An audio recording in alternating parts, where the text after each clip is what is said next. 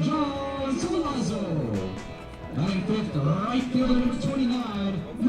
welcome to Dominico Field here on a Sunday afternoon in Toronto. The Maple Leafs taking on the Guelph Royals in what should be a good one today. Zach, I'm joined by Zach Benoit. My name's Thomas West. And this has been a Toronto Maple Leafs offense that has scored a lot of runs. The defense has also allowed a lot of runs. So by the law of baseball, maybe we get a 1-0 today. But we think that might not be the case because the Toronto Maple Leafs, Zach, have been scoring in bunches as of late. Yeah, they have been heated up, and I think the best case to put it was last game against the Chatham-Kent Barnstormers. 22 runs on the day, and I mean, wow, it was electric to say the least. The offense, it was pumping.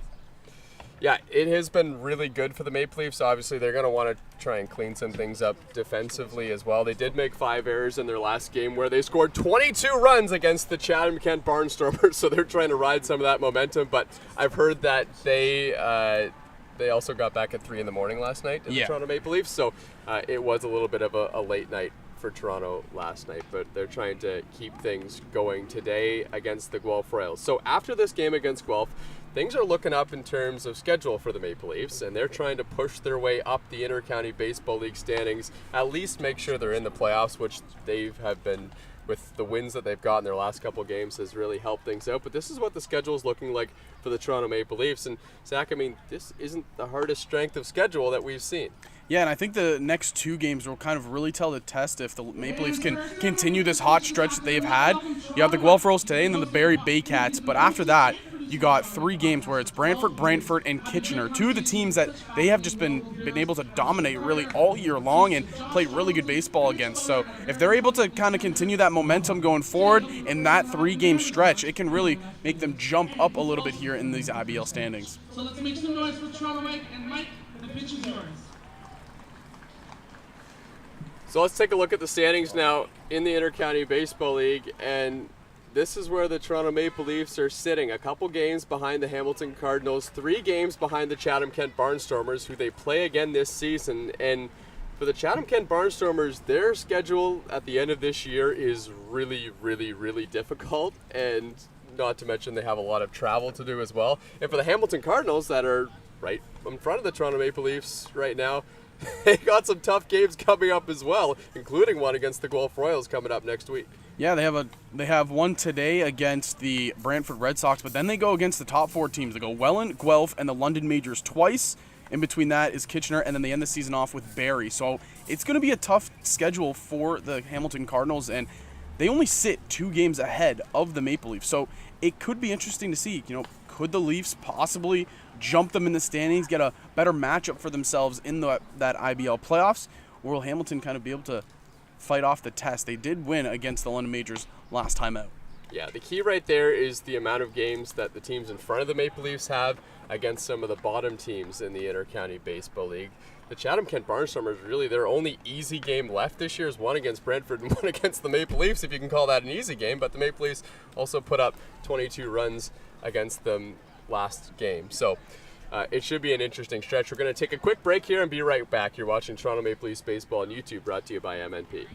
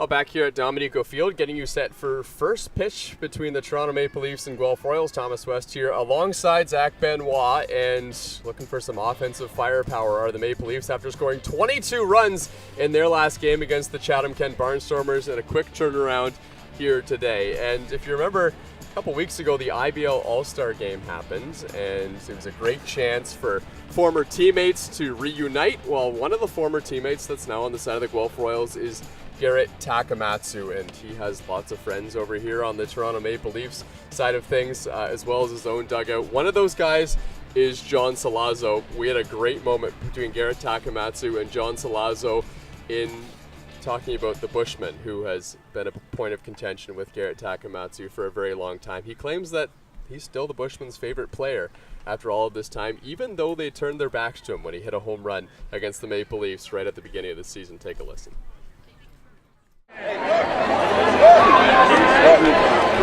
This is for the Bushman. You got anything to say to the Bush? The Bushman. The Bush. Backs attack. Backs attack.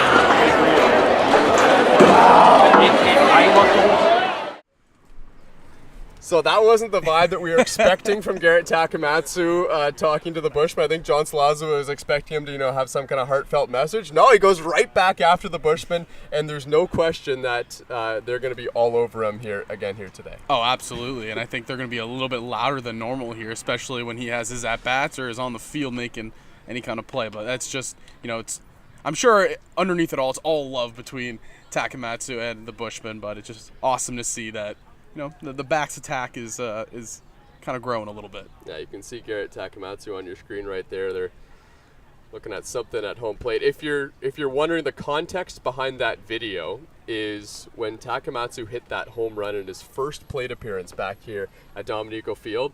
All the Bushmen started chanting backs to Tak and turned their back to him when he was going around third base. So Garrett Takamatsu had some fun and got back at them in that video, which he thought of right on the spot too. That was pretty impressive as well. What was impressive last night was not just the 22 runs that the Toronto Maple Leafs put up, but it was the performance by one guy who the Maple Leafs were hoping to kind of get his bat going again. That would be Justin Mara. And what a performance he had last night against Chatham-Kent. Yeah, and to just say what a performance is an understatement. I mean, 3 home runs, 7 RBIs. He doubled his home run total last night. Yeah. He's at 6 home runs now, and I believe he's tied for 3rd or 4th on the team with RBIs at 21. He had a sensational game last night. 2 home runs in 2 innings, I believe, or it was 2 homers in 1 inning. It was something ridiculous like that, but he looked sensational, and I mean, that's just the kind of production and help that the Maple Leafs look for when it comes to Justin Mara, because he's such a veteran player. He's such a great guy just to have on the team. And I think the best part and the best thing to put forward was the broadcasters yesterday in Chatham-Kent said, if he comes up again with the base loader, are you just going to walk him? Yeah, you might have to, right? Anyway, that was his 3 hits he had. He had 7 RBIs in that game. It was 2 home runs in 1 inning, by the way, as well. There in that second inning, the Toronto Maple Leafs put up 9 runs in the second, and then they gave up 6 runs the very next inning, so that made things interesting. But they just kept on piling on, and thanks to Justin Mara as well, who helped them get to that point. It looks like we have a bit of a delay here getting started, as they're starting to put some of that drying agent on the mound, and it rained a little bit before the game.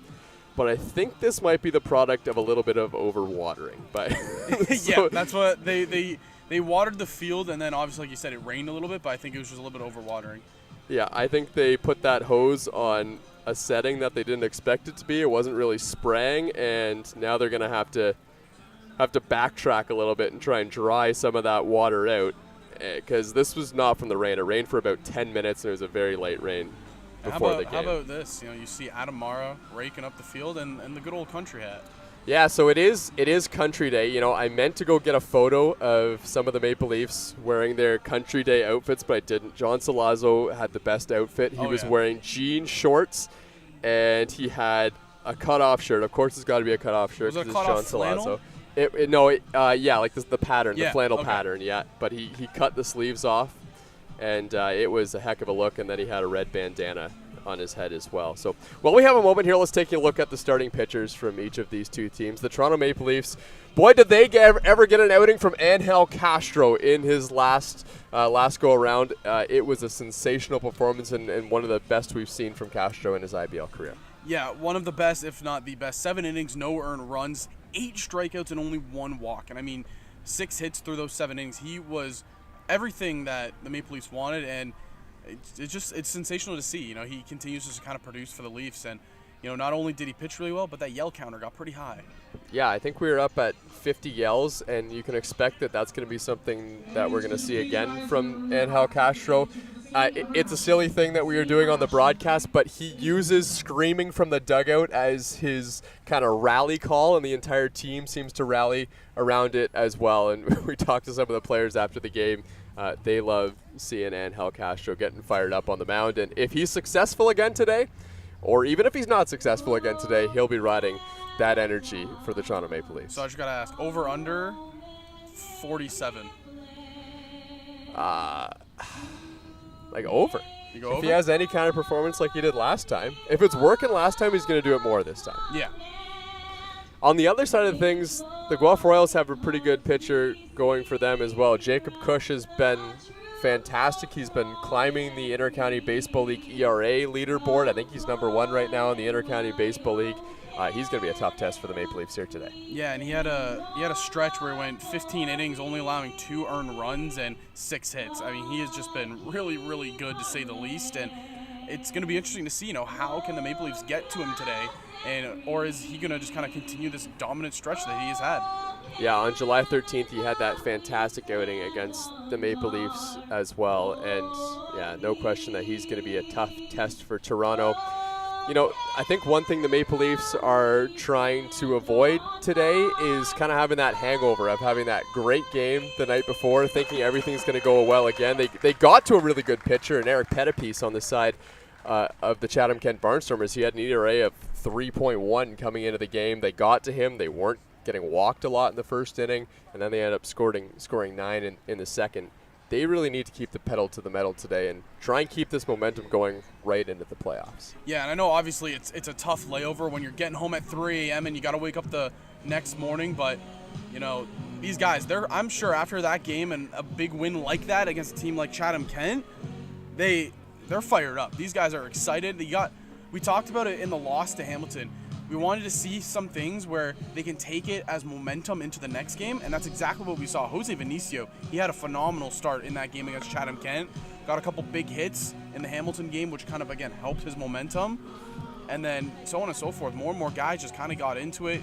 We already talked about Justin Marr and how hot he got. John Salazzo had a big hit in his at-bat in the second inning. And, I mean, if they can kind of continue this momentum, it's going to look good for the last half of the season. Yeah, that John Salazzo home run felt like it was a much needed. He was slumping a little bit at the plate. Maybe he's found that groove once again. Taking a look at the lineup for the Guelph Royals here at third base, Brando LaRue is going to lead things off. Connor Morrow is at shortstop. Franklin Torres is the catcher batting third. Garrett Takamatsu is going to clean things up, and we'll hope to put a burr in the Bushman's saddle once again here today. Andy Leader, who was acquired well before the trade deadline from the Kitchener Panthers, he's playing center field. Josh Garton is in right, and man, did he ever have a batting practice today. He was a hazard for anyone standing in the outfield, smashing balls over the center field wall. Drew Durst is one of the new acquisitions for the Guelph Royals. We'll get into him more later on, but he's a two-way player, so they're going to see him DH today. Ethan Hammond is in left field, and at second base is Carson Burns. And this is pretty close to what you're going to see in the playoffs for the Hamilton Cardinals. This is an ideal lineup that they've brought here to Toronto today, other than maybe J.D. Williams. Yeah, and I mean, their lineup, you look through the stats and the numbers really all season long, they have just been sensational. And it's definitely a team that you're going to see rock either, like you said, a similar lineup or a couple of additions in the playoffs. And they're a good squad, really, through and through. So Brando LaRue is going to lead things off for the Guelph Royals. He's hitting .286 on the season and 105 at-bats. One of the keys to success for Angel Castro this season has been being able to get through a clean first inning, or at least without giving up a run, and we'll be watching for that here again today. His first pitch is fouled off by LaRue. And I think the most impressive thing last time out for Angel Castro was we always talk about how fast he likes to work. He slowed things down his last time out. He really kind of worked counts, had a really good sequence and plan at the plate, and it worked to perfection. So it should be interesting to see if he goes with that kind of strategy again. He also threw a lot of strikes in his last outing, and Brando LaRue knows that. He swung at the first 2 pitches, but unfortunately has fouled them both off, so now he's behind 0-2. Connor Morrow is on deck for Guelph. And that pitch misses high, and the count's 1-2. Connor Morrow has had an excellent season for Guelph this year. He's hitting .302. And then Franklin Torres, one of the newer Guelph Royals, has had just 35 at-bats with the team, but he's hitting .371. So this is a tough top of the order. The 1-2 to LaRue, and it's a swing and a miss, strike 3. And Angel Castro is getting the momentum going early on. Yeah, I mean, that's just, again, a great pitching sequence he uses. He it looked like an inside fastball on the first pitch. LaRue fouls it off. He goes slow again for the second pitch. LaRue's ahead of it, fouling it off down the line. And then right there, the strikeout pitch just goes with a high fastball, can't catch up to it. So it's just, again, good sequencing out of Angel Castro. And if he can kind of continue this throughout, he should have another solid outing. Justin Mara is digging for some buried treasure or something behind home plate because he just took a fistful of dirt and moved it out. He is not comfortable behind home plate there. Angel Castro appears to be okay on the mound. They put some of that drying agent on the mound. Yeah, it looked like they put some of it around home plate too, but just might have not gotten where the umpire and Mara are standing. The 1-0. This is a high chopper. It could be a tough play at third base. John Salazzo fields it, throws to first, and it's high, and it bounces up the line. It does take a favorable kick off of the Guelph Royal bullpen, so that's going to keep Connor Morrow at first base. And that'll bring up Franklin Torres. That was always going to be a tough play for John Salazzo, but he just never really got the transfer from his glove to his hand and had to rush the throw to first base. Yeah, and hustling up the line right there was Morrow. So either way, that was going to be a hard play to make. They count it as an error. But really, when Salazzo got the ball, he made a good play to get it. He grabbed it and then just kind of looked like he couldn't get a feel and a proper grip, and that's why it just kind of soared over the head of Jordan Castaldo. Well, here's Franklin Torres. Torres played yesterday in Guelph's 5-2 win over Kitchener. The Guelph Royals really did the Maple Leafs a favor, beating Kitchener with a Leafs win and a Kitchener loss that made the gap a little bit wider between that last playoff spot in the Intercounty Baseball League and where the Toronto Maple Leafs are sitting right now. Franklin Torres was 0 for 4 in that last game. One of just 3 games he's had this season without a hit for the Guelph Royals. And, talking with some of the Maple Leaf players, I think their biggest thing now that they look at is not only, they're in the playoffs. It's they don't want to have that 8th seed because you know who you're going to face in that number 8 seed in the Welland Jackfish. The 0-2, a swing and a miss. Counts now 2-1.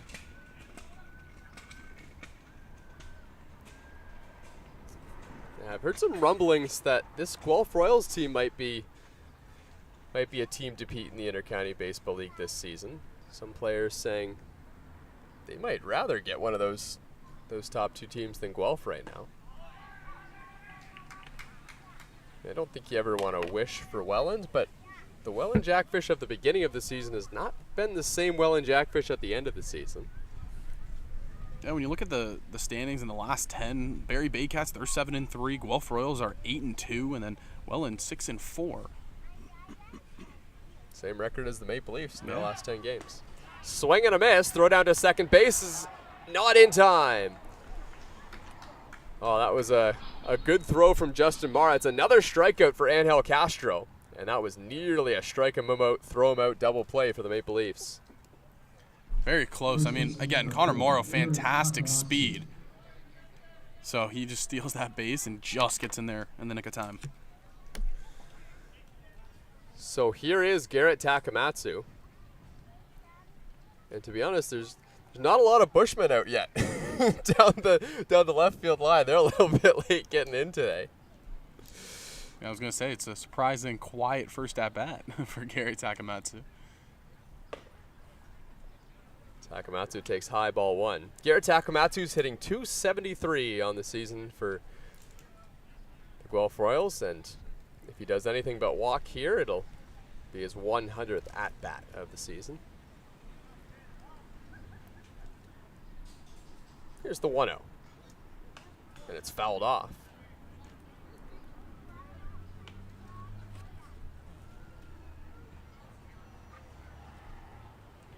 Garrett Takamatsu played with the Toronto Maple Leafs between 2018 and 2023. Now this is first year playing on a team other than the Maple Leafs in the IBL. Takamatsu has had some great years, though, in the Inter-County. A career .327 hitter. Nobody just started. It just started? Word. Here's the 1-1. Okay. That's fouled off again, and Garrett Takamatsu didn't have a great cut on that one either.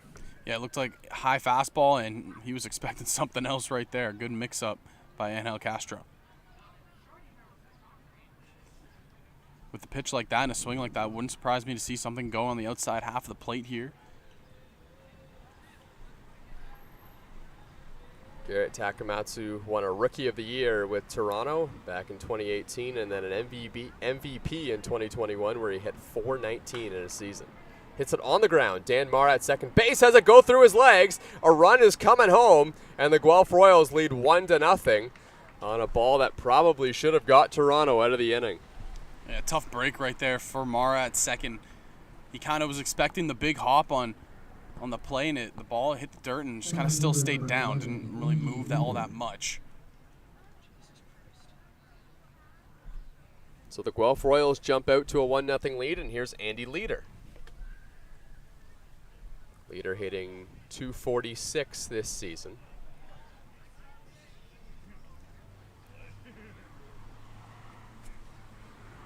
That's with the Guelph Royals.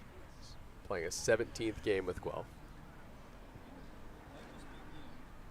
Castro trying to work through some adversity here in the top of the first inning. A couple errors on the infield for the Maple Leafs have allowed the Guelph Royals to scratch across a run. And the other 2 outs have come via strikeout for Angel Castro.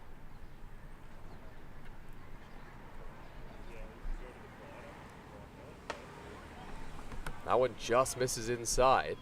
Castro shaking his head at the home plate umpire, and the count's 1-1. Yeah, if you're Castro, you can't let this first inning affect you. You know, you've struck out 2. It's been weak contact on both hits. Nothing really crazy out of it. It's just been unfortunate plays. Leader flares this one to first base, and that one's going to get down into the outfield. Garrett Takamatsu holds his ground at second base, and the Guelph Royals go station to station and now have 2 on as this first inning continues. Yeah, the first hit of the ball game right there for the Guelph Royals, but once again, not a very hard hit ball. It was just a flared hit the opposite way, and now we'll see Sam Green come out to have a chat.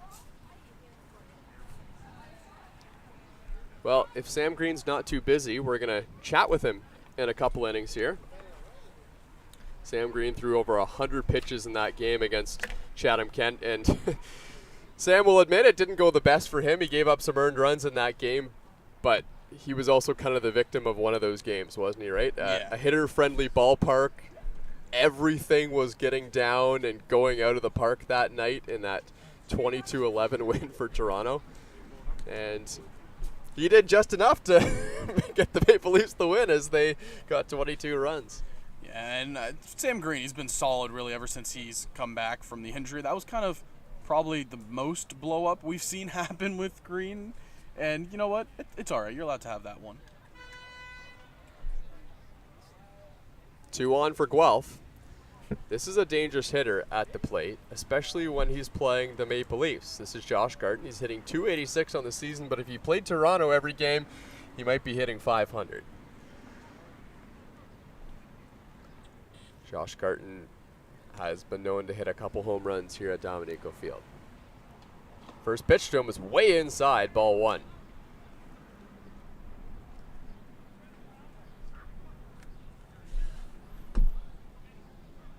Last time out, Kitchener was able to hold him at bay. He went 0 for 3 with 1 walk.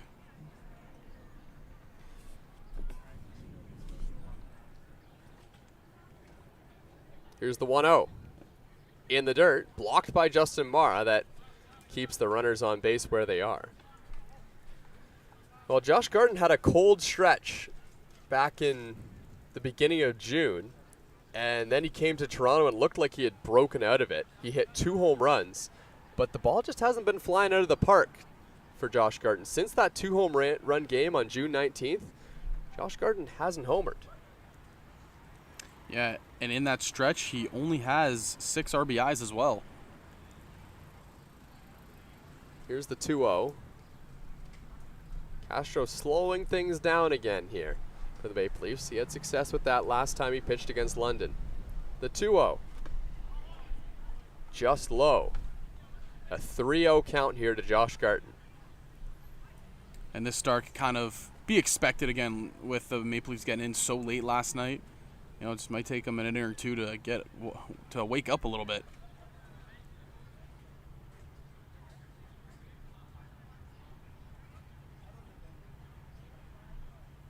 A 3-0 pitch from Angel Castro.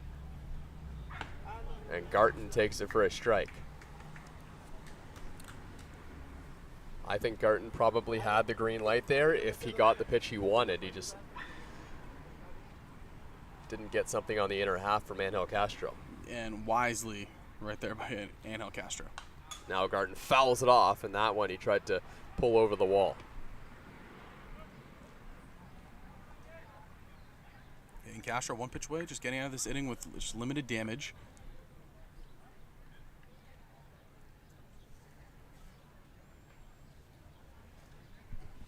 Here's the 3-2.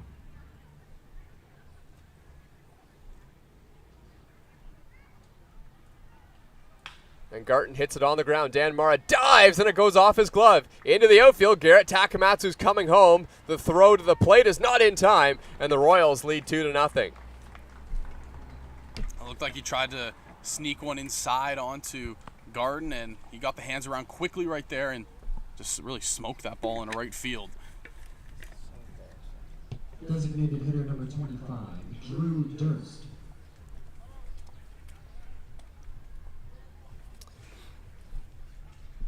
Well, this is the first at-bat of the season for Drew Durst of the Guelph Royals, one of their trade deadline acquisitions. He's pitched. He threw 3 innings in yesterday's ball game against Kitchener in that 5-2 win.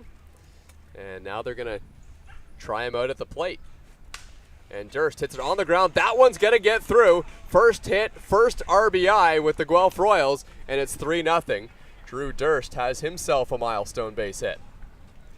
Wasted no time right there, and I think he also broke his bat on the swing. So you get the first hit, your first RBI, and the bat dies a hero. Left fielder number 28, Ethan Hammond.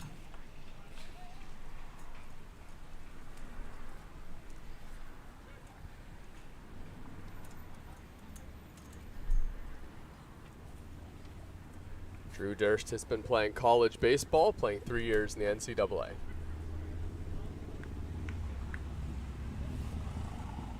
Now it's Ethan Hammond. This is the 8th batter to come to the plate here in the first inning for Guelph.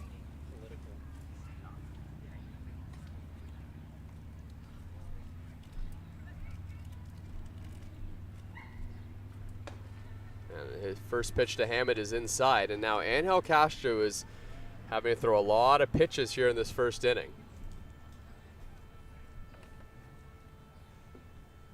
Pitch count now at 26 for Castro.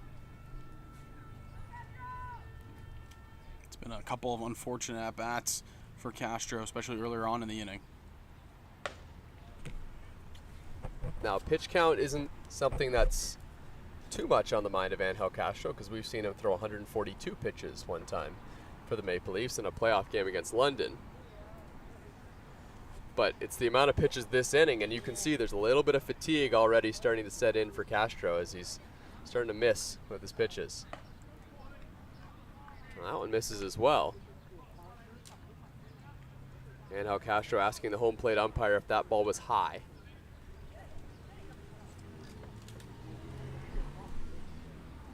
Count 3-0 here to Ethan Hammond.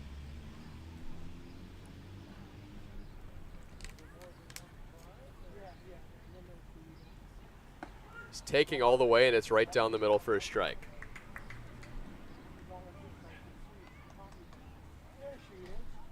Carson Burns is on deck. Former Barrie Baycat was released by them and picked up by the Guelph Royals, and they're very happy to have him in the lineup. That one finds the outside corner, and it's 3-2. And Hal Castro trying to stop the bleeding here for the Maple Leafs. Guelph has already scored 3 runs in the first inning. Here's a big full count pitch. A swing and a miss, strike 3. The Guelph Royals score 3 runs, and Hal Castro frustrated as he walks off the mound, although he did have to get all 3 outs via the strikeout for the Maple Leafs in the first, and now the bats of Toronto coming up.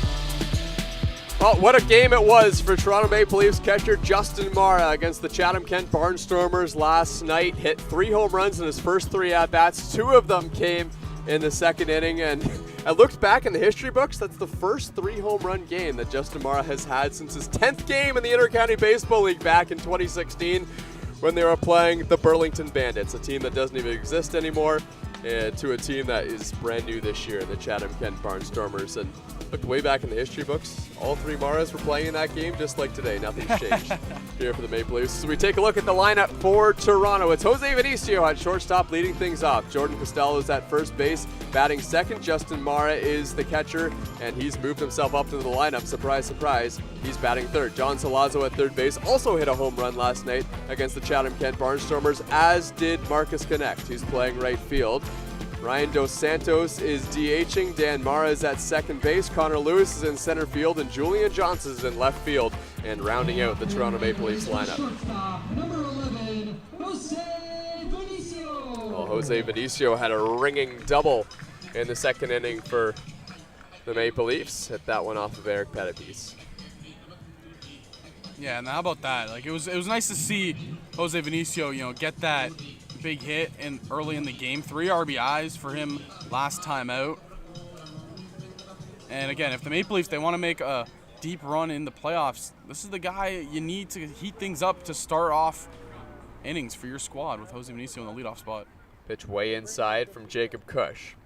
And to that point, if the Maple Leafs are going to be successful in the playoffs, they're going to face pitchers just like this, although some of them might be left-handed. This one is right-handed in Jacob Cush, but they're going to face guys with really good stuff and high velocity, just like Cush. The 1-1. Vinicio takes low and inside, and it's 2-1. And one of the keys to success for Toronto last night, when they scored 22 runs, was they got walked a lot. Yeah. And they capitalized on almost all those opportunities. The 2-1, line drive, and a jumping catch at second base. What a play by the newly acquired Carson Burns, as the Guelph Royals get some solid defense to start the inning. I mean, Carson Burns, he went up to get that. For a second, it didn't look like he had a chance. It looked like he was just kind of letting it play by, and then he just elevated and made the grab. Beautiful catch by Burns. Yeah, he just flung his glove at that and made the catch. What a play. Tough luck at the plate right now for Jose Vinicio, but this will bring up Jordan Castaldo. Trying to get that batting average up to 300 this year. He's hit 300 in almost every single season he's had in the Intercounty Baseball League. He's sitting at 295 right now as he fouls the first pitch off. Justin Mara's 3 home runs last game has instantly propelled him into the number 3 spot in the lineup for the Maple Leafs.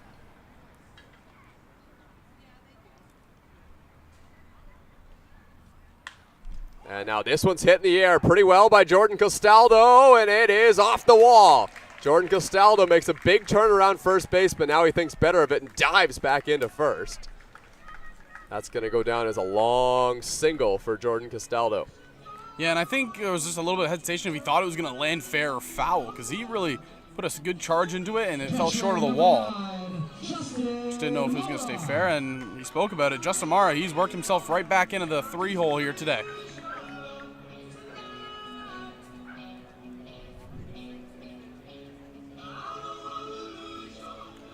Well, if he keeps hitting like he did last night, that great walk-up song is going to stick around for Justin Mara. Guess they don't play it at away games, but it's about the luck of the walk-up song. We've seen that with many Maple Leafs hitters. When things aren't going well, they switch it up. And I know because of Country Day today, I know a couple Maple Leaf players are thinking about using some country songs. Yeah, they are. I've heard. Ryan Dos Santos switched it up. I don't know what he's going with, but he's got a country song. I'll see if it's the same one that I gave him earlier today. What did you give him? John Party. Dirt on my boots, I believe. Oh, yeah. Got a little dirt on. Yep. Yeah. Yep. All right, so he did go with it. Yeah. That's pretty good. If there's one thing that he will always come to me about, it's music. What walk-up song should I go with?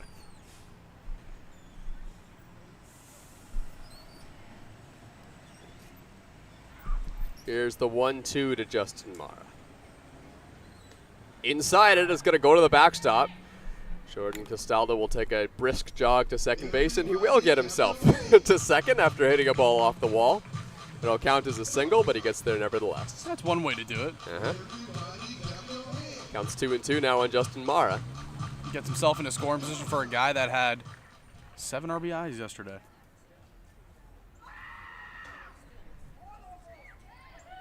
That was a longer yell than normal. Not sure that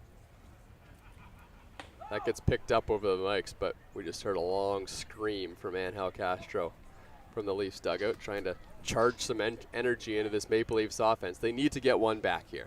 Justin Mara's the right guy at the plate to do it. Here's the 3-2 pitch, and he hits it on the ground foul off the facing of the Guelph Royals dugout.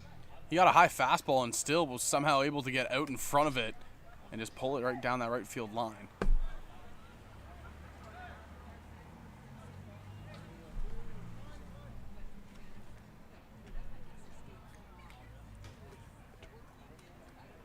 Be massive here if the Maple Leafs can get a second base runner on, because again, a guy on deck, and John Salazzo, he's been heating up with the bat as well.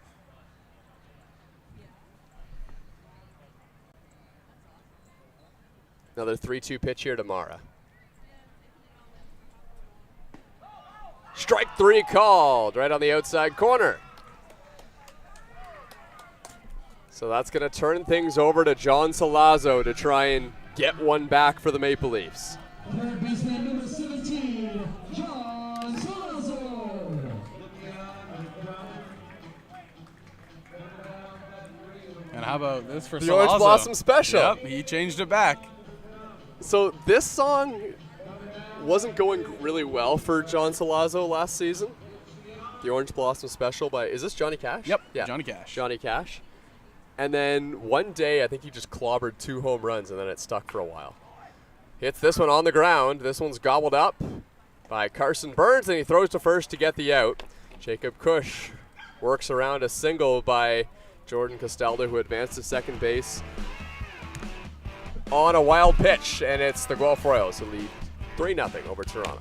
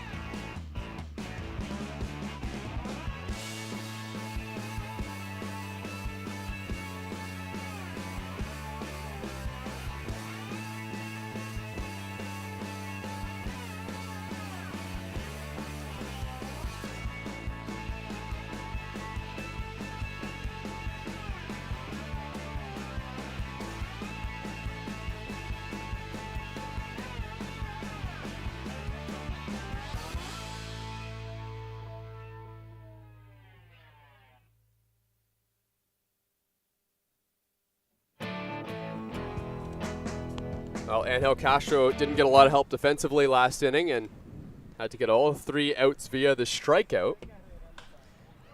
This one is popped up. Connor Lewis is in center field, and he makes the catch. So that's the leadoff hitter, Brando LaRue. The Guelph Royals hit 9 batters in the first inning. Actually, 8 batters. This is Brando LaRue. Yeah, it was the bottom of the order, Carson Burns, who made that spectacular grab in the first inning. Yeah, that was full extension there. That was no TV jump.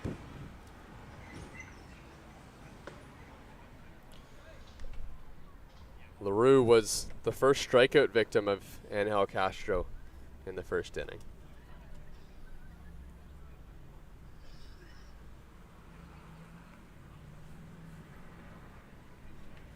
Here's the 1-0 in the dirt. And again, Castro, he started off that inning very, very well and sequenced beautifully. It was just more so a couple bad breaks on the defensive side for him, which kind of extended that inning. Angel Castro has thrown 34 pitches so far. 14 of them have been balls. 15 of them have been balls now, and that is an abnormal ratio that we've seen from Angel Castro. He usually pounds the strike zone.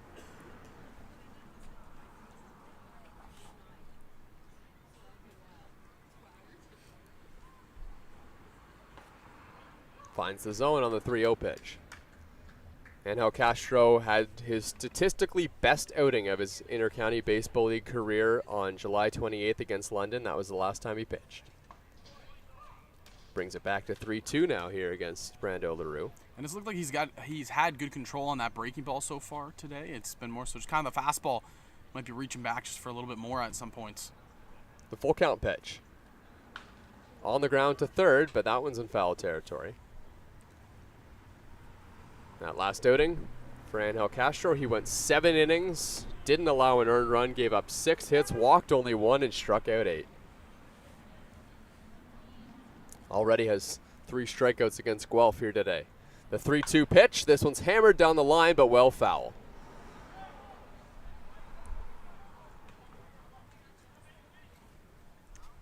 Yeah, LaRue so far just having a really good second at bat. Hasn't really gone ahead a couple times here. Been very early. Full count pitch. Strike 3 called. It went off the glove of Justin Barra, but it was strike 3 anyway, so he puts the tag on him. And that's out number 2. That's 4 strikeouts for Angel Castro. And he is in line for a quick inning here against Guelph, but he will need to get through Connor Morrow.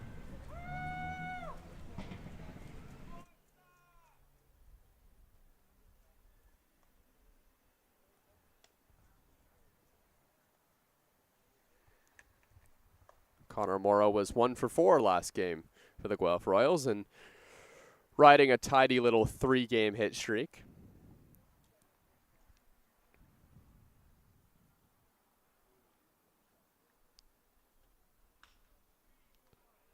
And this one's lined into the outfield and down for a base hit.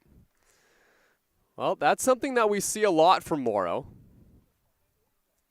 He puts the ball in play, and that's been a key to success for him. He struck out twice in the last game against Kitchener, but before that, he didn't have a strikeout since June 4th, if you can believe it. So now he's got himself back on track again, and a 2-out base hit here in the top of the second.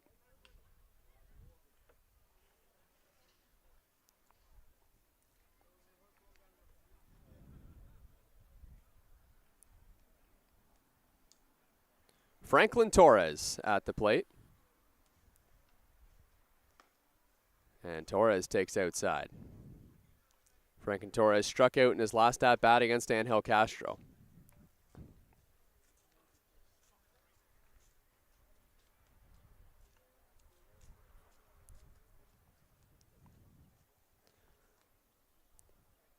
Here's the 1-0 pitch. Swing and a miss, and the count's 1-1.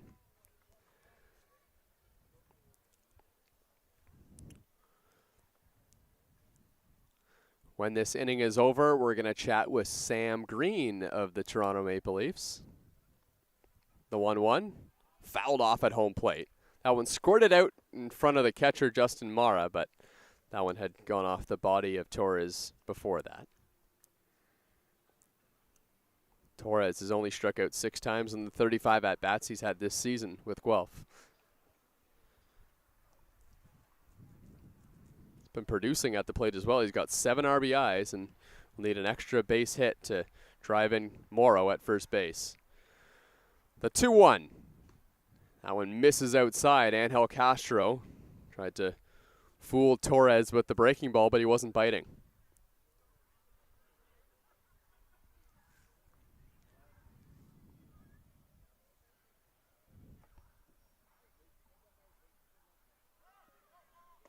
And there's a swing and a miss. This time, Angel Castro does get him. He's got 5 strikeouts in the game. This time, he gets through a good second inning. When we come back, we'll chat with Sam Green.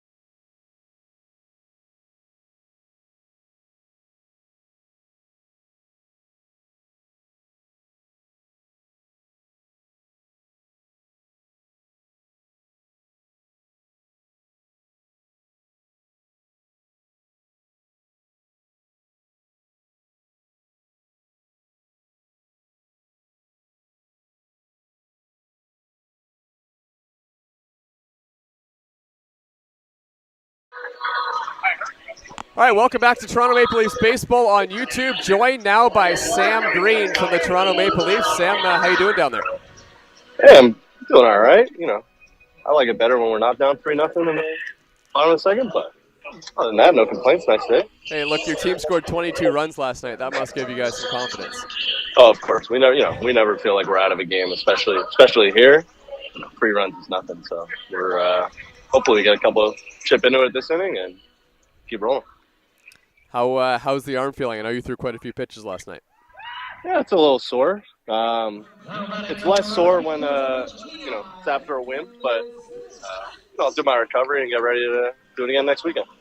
So I saw you had a mound visit there in the first inning with Angel Castro. I'm just wondering if I can kind of get inside your head. What are you saying to Angel Castro when you go to the mound? I know he's a veteran guy. He's been around the game for a while, but sometimes you just kind of have to go out and slow things down. Yeah, I mean, I just went out there to it was a couple bad breaks in a row, and I didn't want it to spiral. So I just wanted to go out there and give him a breather. He tells me when I come out there, he likes when I come out there, but he just wants to get his focus away from whatever's going on. So he tells me to ask him about his family, ask him, what else is going on. So honestly, it's very rarely baseball talk. I kind of roll up there and I'm like, hey, we're chilling. Just kind of, just breaking things up, giving him a little breather and let him refocus and get back in it. Does he ever scream at you? He never screams at me, no. Not on the mound. Not on the mound. I know that's something that kind of fires the guys up, though, eh? Oh, it's great. It's a ball of energy. It's awesome, man. Sam, when you guys started the season, I know things weren't going great for the team, but now you're starting to put some wins together. Does it feel like Toronto's kind of starting to get hot at the right time? Oh, it certainly does. We knew kind of earlier in the year that wasn't us. That confidence never kind of left us.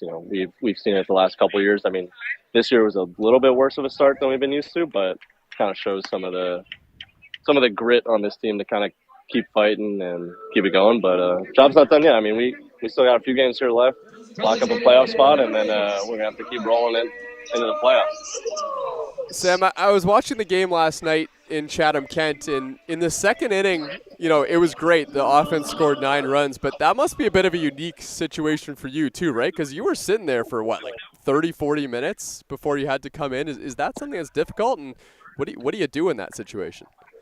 Yeah, I mean, I'll never complain about getting a 9 spot put up for me before we come back out there. So, I mean, it's a little unusual. You're not used to it, but no excuse. You still got to go back out there and get a shutdown inning for the guys. And unfortunately, I didn't really do that, but they kind of picked me right back up, and I think we scored 5 more in the top of the third. So, it's a team game for a reason, and offense was doing it last night, so it made my job easy. How about that 3 home run performance from your catcher Justin Mara last night? Oh, that was awesome. I actually told him before the game. I said, I need 3 out of you tonight, and he did it in the 3rd inning.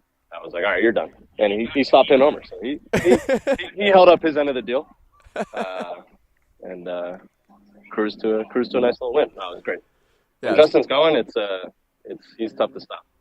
Yeah, it was great to see his bat get going again. I know he's a guy that's going to be a key to success for you guys. As we see your teammate Ryan Dos Santos take a walk. 7 in a row? It is, yeah. 7 walks in a row? Have you ever seen a guy take 6 walks in a game before? No. Is that a record? Did we look that up? Well, we're going to have to look that up. It's a tough thing to look up. We're in the process of doing it. So, okay. So Sam, the first thing I did when I saw, I was trying to figure out if that was a record, 6 walks in a game, I went to see what the most Jordan Castaldo ever had in a game. Yeah. And his career high is 4 in a game. Wow. So right. I think there's a good chance it is. Wow. Yeah. Would that be a major league record? Has to be, right? Yeah. I don't know if anyone ever gets 7 at-bats in a game. I mean. Yeah, right? That'd be rare. Well, that's seven at-bats in a row with a walk. It's got to be something. That's crazy. Keep this streak going. Yeah.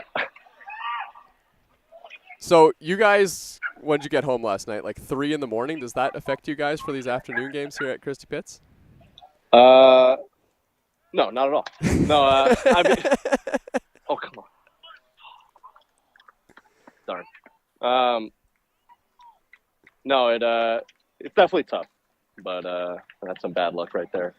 But we're got our 7-8 hours in and roll up to the field, and so kind of do it again. We did it last week in Brantford. We got back from London at 3 in the morning. I had to go back to Brantford the next day and got it done. So hopefully we can do the same thing here.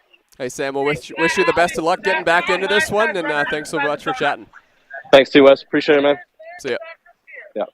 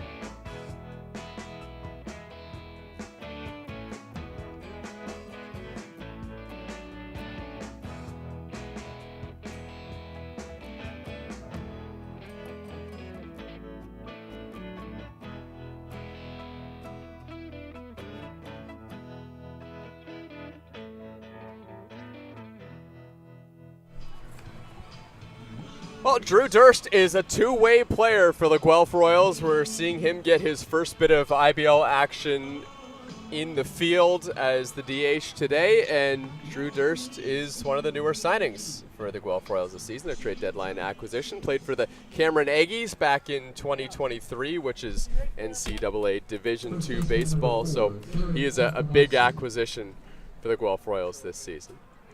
Toronto Maple Leafs see a familiar face coming up here in Garrett Takamatsu.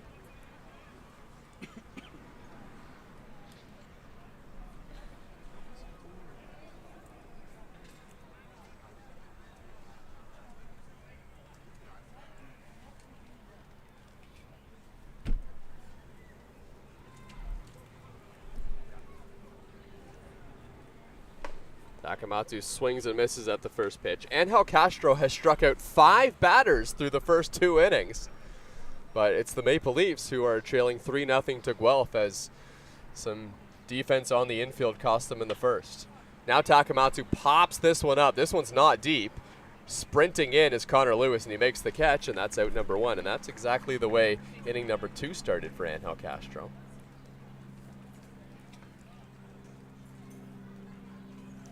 Center fielder number 11, Andy Leader.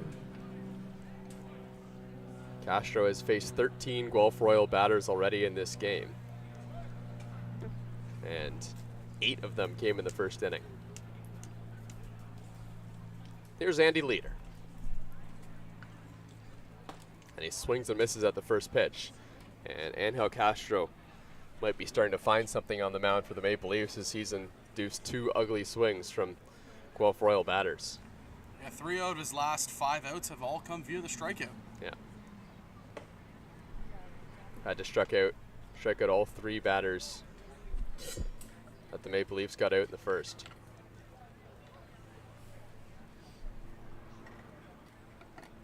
Angel Castro comes in with an ERA of 7.25 this season and 44 2/3 innings pitched. Not a lot of pitchers that have 44 innings under their belt this season, and Angel Castro joined the Maple Leafs quite late this year. But when he's on the mound, whether it's going well or not going well, he's usually still able to give the Maple Leafs 5 to 7 innings. He's a workhorse, and I think that's exactly what the Maple Leafs were hoping to have with Angel Castro, and definitely a guy that can just eat some important innings for you. And he strikes out a lot of batters, too. I mean, he has 50 strikeouts in 44 innings. Angel Castro didn't get off to a great start this season with the Maple Leafs, but he's pitched much better lately. And it kind of seems like, like a typical Angel Castro start, things maybe get rocky in the first bit, and then as the game progresses, or in this instance the season progresses, he gets solid and gets a lot settled down.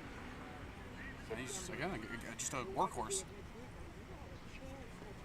That one misses in the dirt. No, Zach, you're exactly right. I mean, that's why we've been looking at the first inning as a big inning for Angel Castro, because that's where he's given up all his runs in the first 2 innings.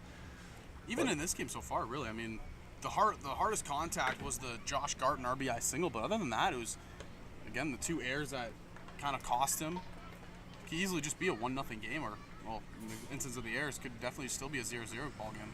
Well, he loses Andy Leader there, so he'll head down to first base. Right fielder number 15, 34 strikes and 22 balls for Angel Castro.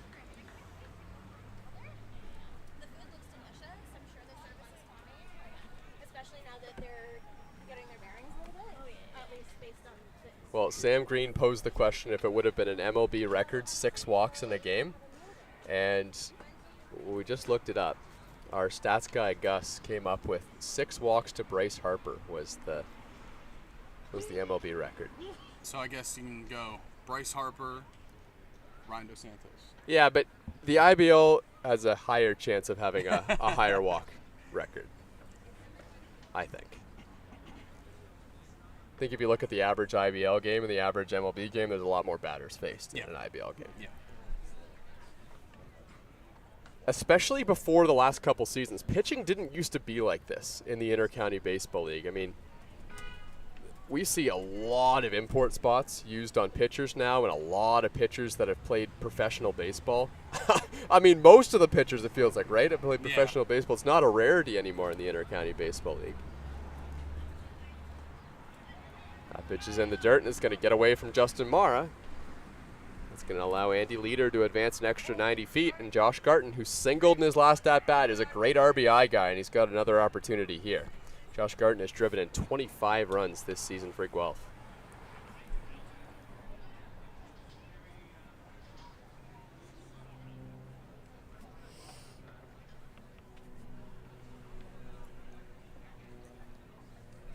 The 1-0. Inside 2-0. Angel Castro has done a really good job at battling back in at-bats and finding the strike zone, but he would much rather start ahead in the count and have the luxury of choosing what pitch he wants to throw. Drew Durst is on deck for Guelph. He had an RBI single in his last at bat. The 2-0 in the dirt. Throw back to second base. And the throw to third. It gets away and goes down the line. Toronto Maple Leafs trying to pick off the runner going back to second base. Andy Leader decided to take off for third. The ball bounces around on the infield for the Maple Leafs. And Guelph has another run. Just unfortunate right there. The throw by Vinicio just kind of handcuffed Solazzo at third, it looked like, and he just couldn't get a clean transfer off to make the catch, and it just went to the fence and run scores. So the Guelph Royals lead 4-0. It's been a hot Maple Leaf offense lately, but today they're facing maybe the toughest pitcher in the Intercounty Baseball League in Cush.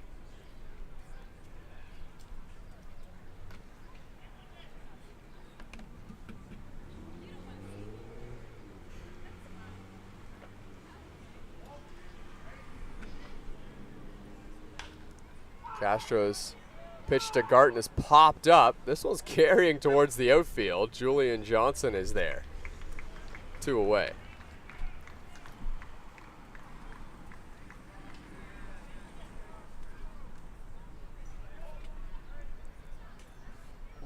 Designated hitter number 25, Drew Durst. Good start for Drew Durst in his batting career with the Guelph Royals. He's 1 for 1 so far with an RBI single. This time he's got nobody on base. 1 for 1, but also the bat that died a hero is 1 for 1. And that's all it'll ever be. That's all it'll ever be. Hopefully. Swing and a miss on a nasty breaking ball from Castro.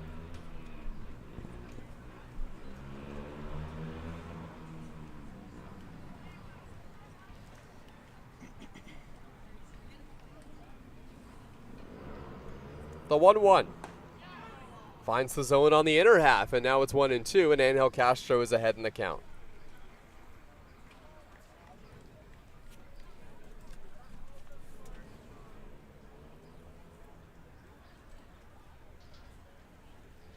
Castro a long look in, and the 1-2 pitch from the full windup. Swing and a miss, strike 3. 6 strikeouts for Angel Castro, but the Guelph Royals scratch across another run against the Maple Leafs, and they lead 4-0. Toronto's got their bats coming out, with the work cut out for them.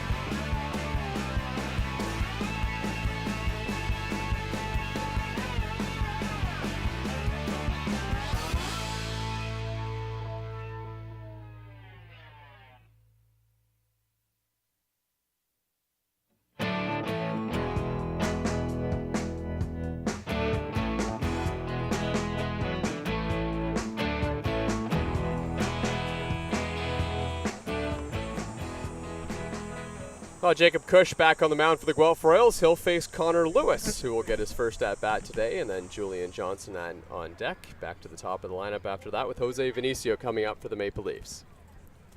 The 1-0 pitch from Cush is a swing and a miss, 1-1.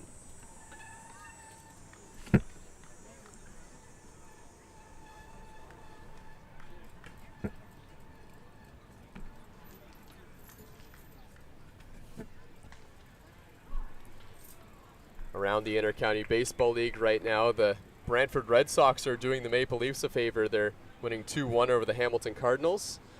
And the Kitchener Panthers are not doing the Maple Leafs a favor. They're up 5-2 on Welland. There's a swing and a miss by Connor Lewis. That's a strikeout for Cush and one away here in the bottom of the third.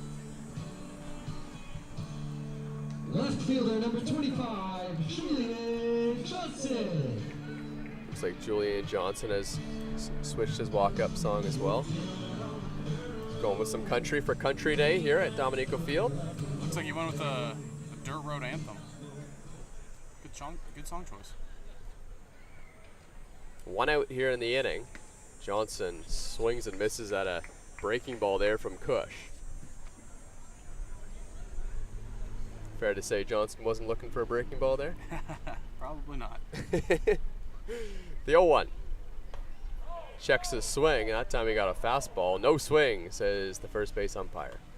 The count's 1-1. Still a lot of time left to go in this game, and again, the Leafs, the bats have been getting hotter lately, so just gotta string together just something small. Another check swing by Johnson. That time he did go around, and the count's 1-2. I think if that was called no swing, there would have been some problems in the Guelph Royal dugout. Yeah, they erupted quite quickly asking for the check. Yeah. The 1-2. In the dirt. Good take there by Johnson.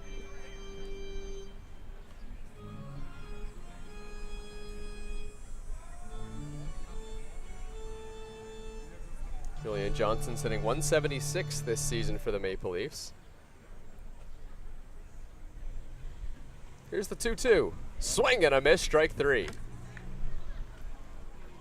2 strikeouts in the inning for Jacob Cush, and that brings up Jose Vinicio. Shortstop number 11, Jose Vinicio.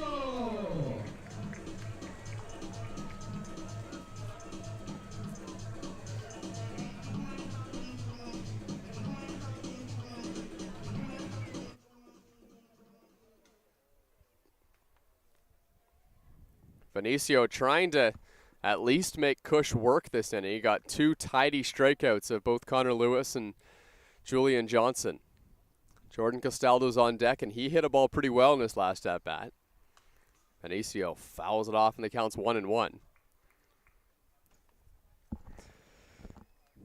The Maple Leafs can tack on a run here.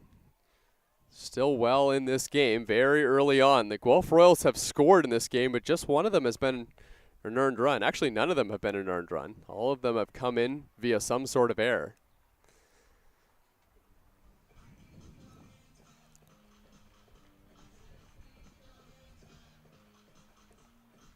Jose Vinicio takes the ball, so Jacob Cush has fallen behind in the count, and it's 2-1.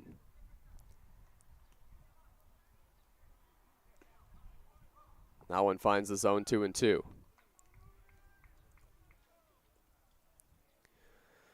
Jose Vinicio spent time both in the Boston Red Sox organization and the Arizona Diamondbacks system.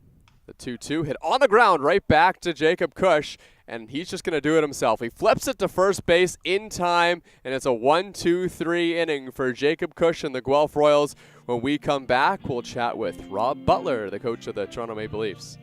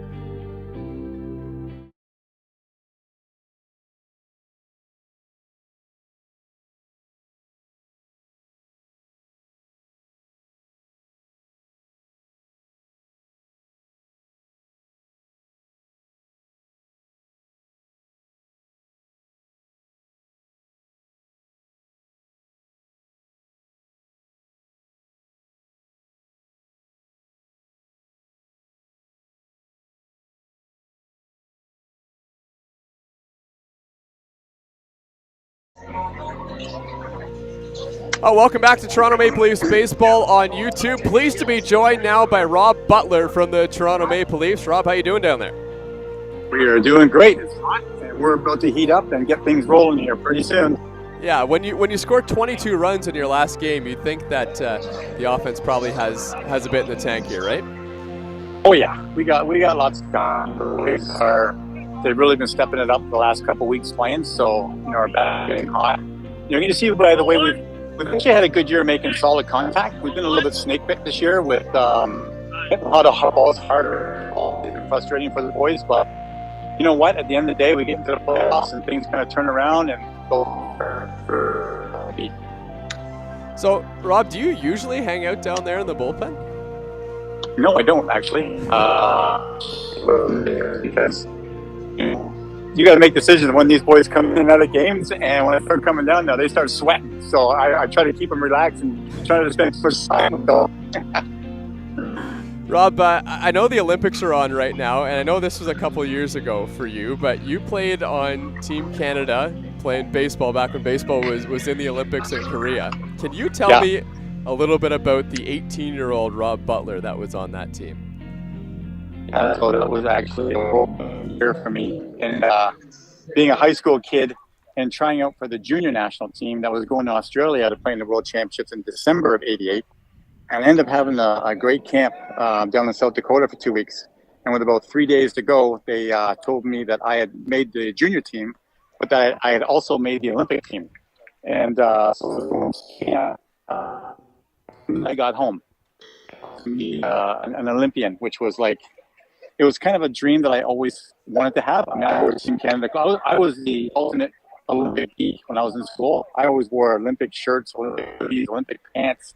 Want to be play for Team Canada, and the chance to do it was shocking at first, but oh my God, what an incredible experience for me. I got to travel the world. As a kid, grew up Maine and Danforth in Ontario housing. 2 weeks before I was playing Burby with my brother, the tennis ball over at the schoolyards where we played at, and next thing you know, I'm playing center field on the Olympic team. Actually, I'm playing senior baseball that went to the Olympics World Championships. So that was actually a huge thrill for me to be playing with Matt Stairs and Peter Halloran, Warren Sockhew, Randy Curran, who played in this league for a long time, was my roommate. I mean, what an experience for a guy who didn't see outside of East York to suddenly be playing baseball on 3 different continents within 2 months. It was incredible. How much of that experience do you take away in your coaching now today? I would say I take more of my coaching experience from my pro days. Playing international baseball is very different and intense. Like when you play for your country, it is a completely different, surreal feeling. Every player says it. When you put your country's uniform on, it's incredible. But I would say my style of coaching definitely comes from the pro coaches that I had, like Terry Francona, Mark Bombard, a little bit of Cito Gaston. Not a lot. A little bit of Cito Gaston. I mean, I let the young guys play, so that may be but no, that's more of my experience. Rob, I know you had some great experience playing Major League Baseball, right, with the World Series with the Toronto Blue Jays. I'm wondering, being a Canadian, was that like a big thing when you were playing for Toronto? It actually was. It was because I was actually from Toronto. I was the first person player from Toronto to play on the Toronto Blue Jays. Born and raised, and did all my baseball in Toronto. So it was definitely something that was different and exciting. And I was kind of like that old school type player. I wore my socks high when nobody wore their socks high. Just because me and my brother wanted to be Babe Ruth and Lou Gehrig when we were playing baseball. So we wanted to perform like those guys. And so it was definitely difficult for me. A lot of people came out of work that said they were my high school teammates, relatives. It was something that was pretty surreal for my family because CC and TSN were at my house all the time, and it's like an enigma of where did this guy come from. We came from a low income family. how does a guy from Maine and Danforth make it all the way to the major leagues in his hometown on a team that's the greatest team at that time? You know what I mean? We're the best 25 players, and to be able to do that was, I think, at that time, pretty special. Hey, Rob, we'll let you get back to coaching here. Thanks so much for chatting with us. It's a pleasure. Oh, I could talk all day. You want to keep going, we'll go. But thanks for having me, man. Okay, yeah, thanks so much, Rob. Yeah, take care, Tom.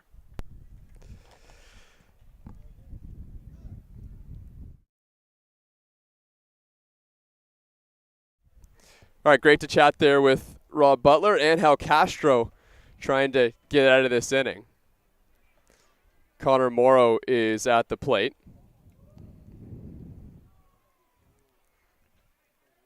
Yeah, Rob Butler's always really fun to talk to. I mean, he is just a massive book of baseball experiences wherever he's played on Canadian World Championship teams, Olympics, won a World Series.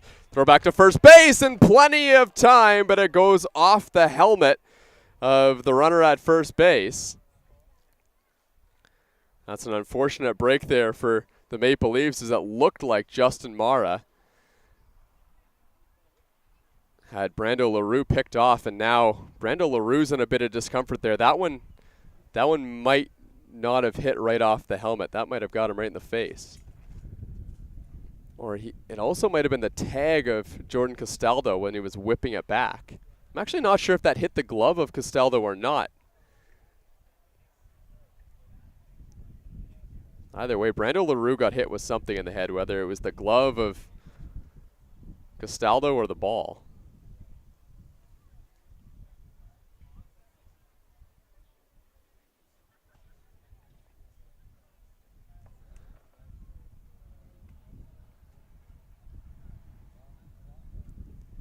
Yeah, Garton has brought the med kit out. I think LaRue might be leaking a little bit over there at first base.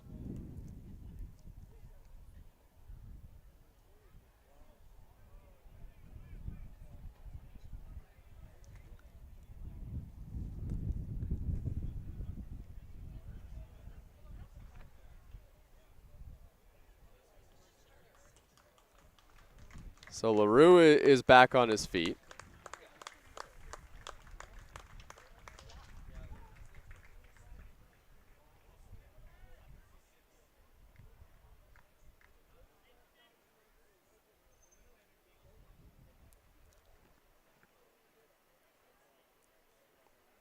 So I think it was the tag of Jordan Castaldo that got LaRue right in the face, and that ball went off the glove of Jordan Castaldo at first. So LaRue is safe at first, and another life here for Connor Morrow at the dish.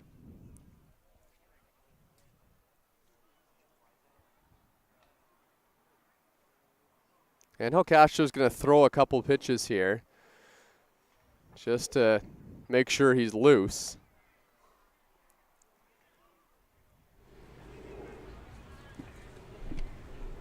And Morrow will step back in. The count's 2-1.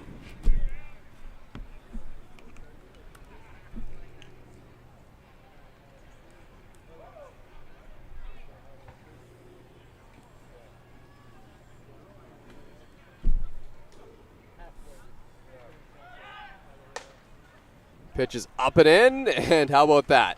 Brando LaRue on the very next pitch will steal second base, and there's no throw.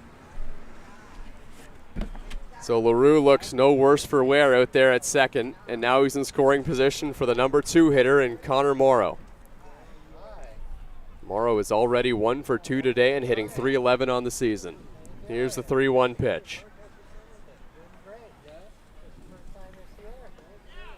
And it's a breaking ball, and it finds the zone on the outer half, and the count's full.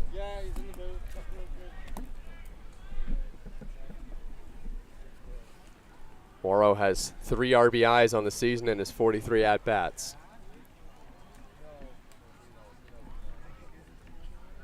Here's the 3-2.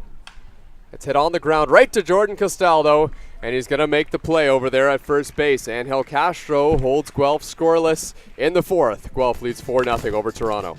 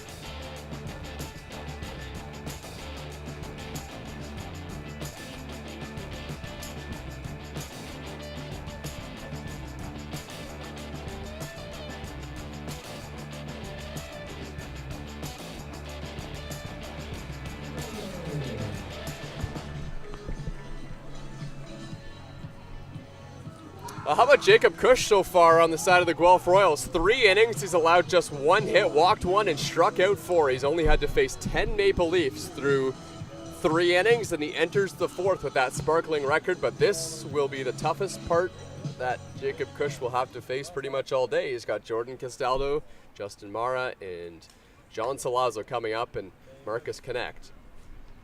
3 of those 4 batters homered in yesterday's game against Chatham-Kent. Yeah, and all 3 of the top 3 he's going to face here, they've all been swinging a really good bat lately. Mara, obviously, the 3 home runs yesterday. Castaldo has just been really all season long. And then Salazzo, he went on a little bit of a cold spell, but he turned things around last game against Chatham-Kent. The 1-1 to Castaldo, and he smashes one again. This one's in the gap, a dive, and what a catch! Andy Leader with an all-out diving catch to rob Jordan Castaldo of a base hit. How about the defense we've seen today from Guelph? He hit that so hard, it didn't have any tail to it. It was just a straight line drive to the gap, but Leader just covered beautifully right there.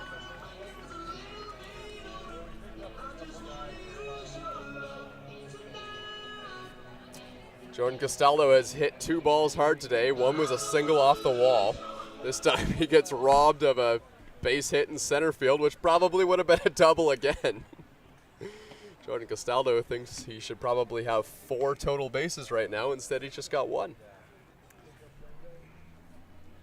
Yeah, that was a rocket of a hit, but fantastic job by Andy Leader. He just covered a lot of ground, and like you said, he laid it all out for the catch. Justin Mara has worked himself ahead in the count. It's 2-0.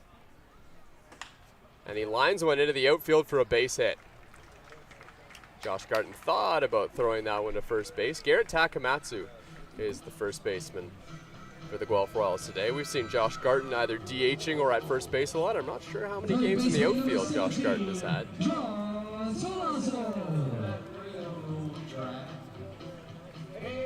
Salazzo in the Orange Blossom Special. Up to the plate now with 1 out in the inning.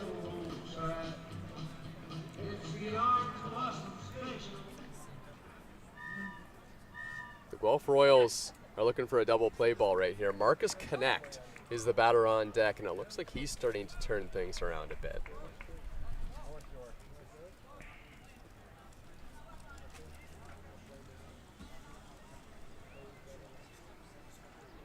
The 0-1, swing and a miss. Slow breaking ball that time from Cush, and Salazzo was way out in front. Yeah, it looked like Salazzo, he was just sitting on that dead red fastball.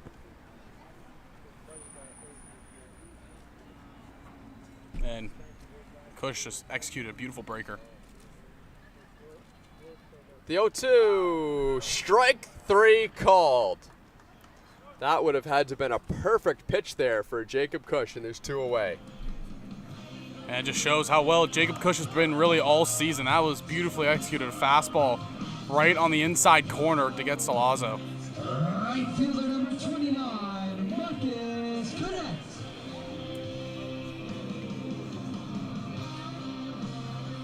Marcus Connect comes to the plate.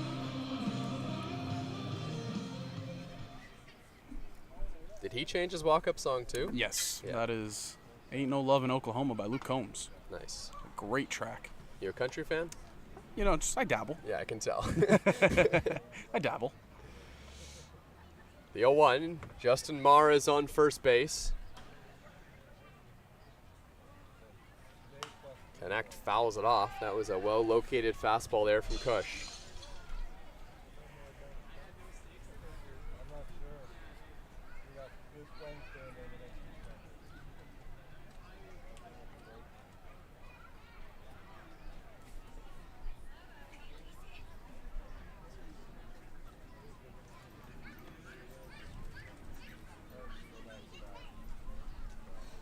Cush's 0-2 pitch.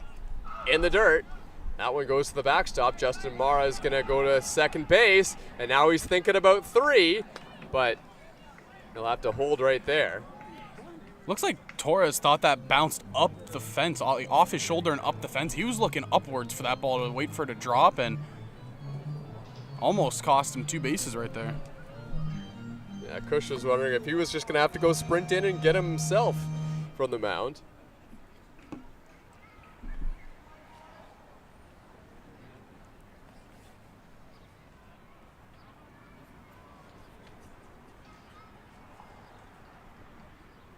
Here's the 1-2.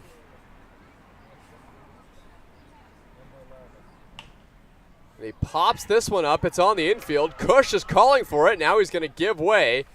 And it's the third baseman, LaRue, who comes in and makes the catch. And that'll do it for the Maple Leafs in the fourth. The fifth we go. It's Guelph leading 4-0.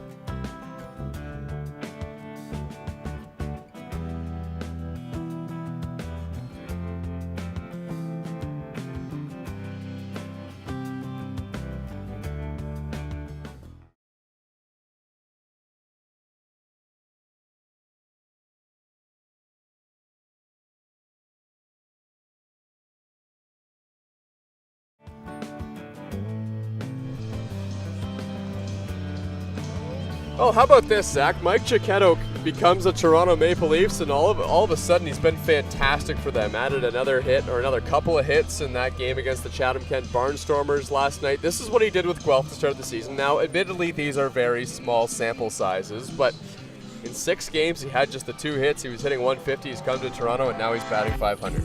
Yeah, and I mean, he's just been really a spark plug for the side of Toronto. And if you look at the stats, the advanced stats, the 500 batting average, the OPS is 1.277. The slugging is just over 700. I mean, he's hitting the ball in these 6 games.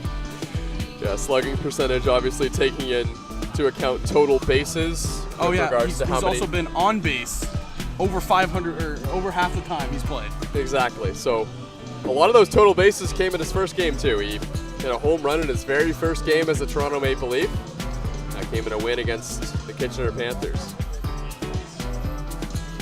And El Castro back on the mound for the Maple Leafs, and he looks like he's starting to get into a groove a little bit.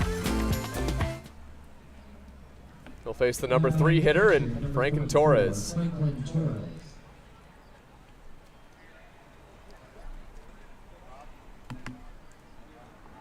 Franklin Torres is 0 for 2.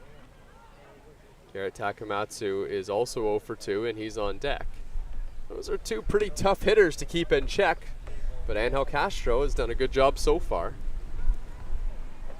He would love a nice tidy inning here to get the Maple Leafs bats back up.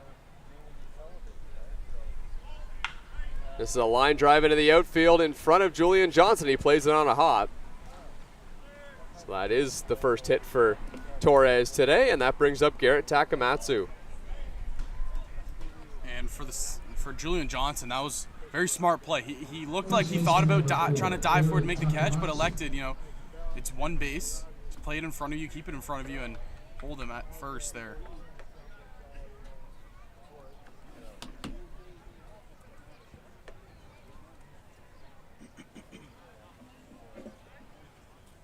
Takamatsu has driven in 24 runs for Guelph this season, and he's scoring a bunt, and he takes a strike. Not sure that Takamatsu had the full intention of actually laying that down.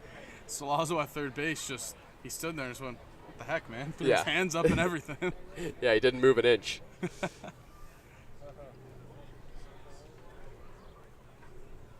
The 0-1. On the ground, Benicio comes in, goes to second for 1, on to first, and plenty of time for the double play. Garrett Takamatsu not hustling out of the box, and 2 outs now for Angel Castro.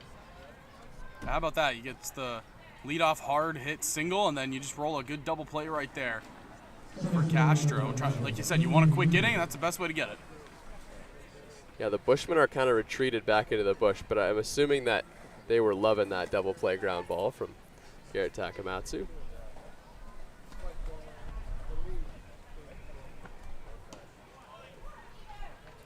I mean, we're kind of trying to start drama with the backs attack thing, but he said it first.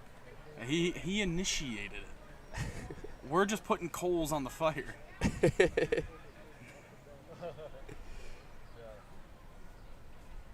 Here's the 0-1. I think Garrett Takamatsu might actually still be one of the favorite players of the Bushmen. Probably. They seem to get along very well, whether he's a Maple Leaf or not a Maple Leaf. Josh Garton, he's had some interactions with the Bushmen too. We actually saw last home game. Jordan Castaldo took a trip up there. Took a picture with the Bushmen Yep. during the game. Yep. Angel Castro missed his spot there on an 0-2 pitch. He was kind of tapping his chest to Justin Mara saying, "My bad." So I want to locate that one a little bit better. Andy Leader has already got to him today. He's 1 for 1, and he's also walked. The 0-2. That's where he wanted to locate it, but he didn't get the call. A big yell from the mound, and now he's conferring with the home plate umpire that that one was a bit outside. Yeah, he's getting tapped on his chest saying, "My bad." Don't think he meant that one, though. Yeah. I don't know if you've also been able to notice, he's been talking. He's talking to Mara verbally. you can hear him from all the way up here. Counts 1-2. Angel Castro takes a deep breath, and now he delivers. And he missed again. Just missed. Castro cracks a smile on the mound. The count's 2-2 on 2 pitches that he thought he was going to get the strike call on. So now he's got to bear down and try and find the zone again. The 2-2 to Leader, and it's hit in the air to center field. This one's not deep. Connor Lewis sprinting in. Now he's camped under it, and he makes the catch. And Angel Castro gets himself through a good 5th inning. A double play ground ball by Garrett Takamatsu helps him get through that. And then he gets the fly out for the 3rd out of the inning. To the bottom of the 5th we go here at Dominico Field.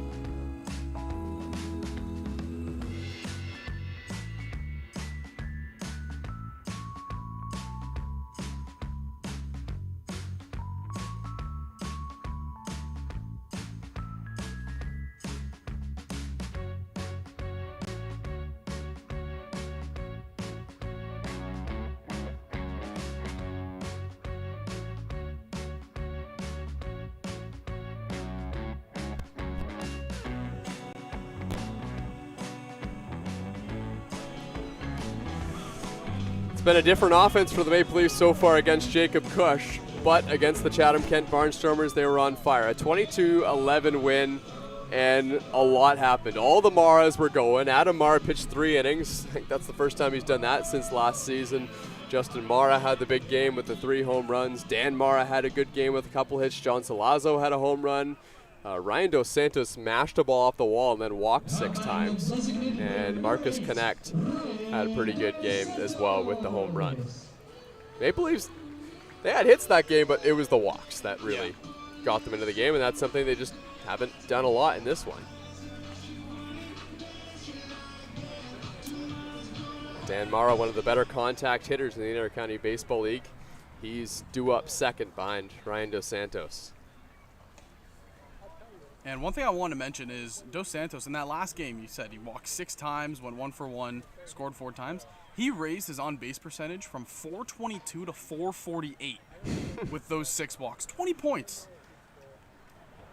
Well, you know what he's done in his only plate appearance today?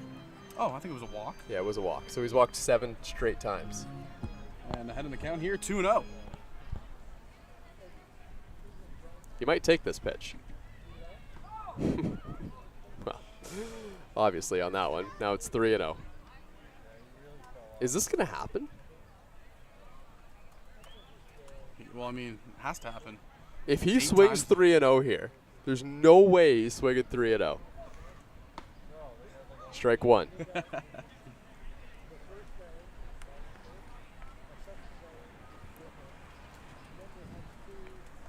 The 3-1 pitch.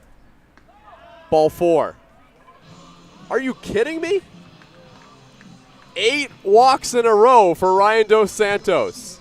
In the last 2 games, he's raised his walk to strikeout ratio from, I believe, 22 and 37 to 30 and 37.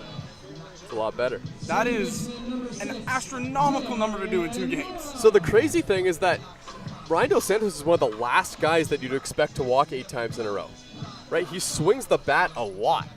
He's kind of like Jose Vinicio in that sense, where he loves to get on base via a hit, and now that he will strike out quite a bit, but he's done it with swinging the bat this year. I mean, Jordan Castaldo was the guy that would come to mind with who might get 6 walks in a game, but went back and looked at his career high, just 4. And again, the Maple Leafs as a whole, they're as a team, they've walked 181 times. For context, the Guelph Royals have walked 118. Throw back to first base, not in time. Ryan Dos Santos gets a face full of dirt on his way back to first base.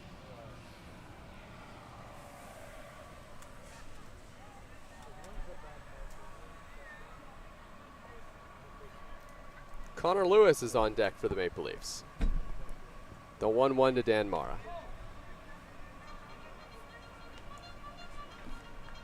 Now 2-1. And this patient approach at the plate, this is what we've seen from the Leafs as of late. And during that big 3-game win streak they had, that was kind of what propelled them. They just continued to just take pitches and have good at-bats, not chasing anything out of the zone. A couple games ago, Dan Mara collected his, what we think is his 500th career hit, but we're missing about 15 hits from his inaugural season in 2009 with Oshawa. Either way, Dan Mara has some of the higher hit totals in the Inter-County Baseball League. Many calling for a balk there on Jacob Cush, but it went undetected. Fully come set, it looked like.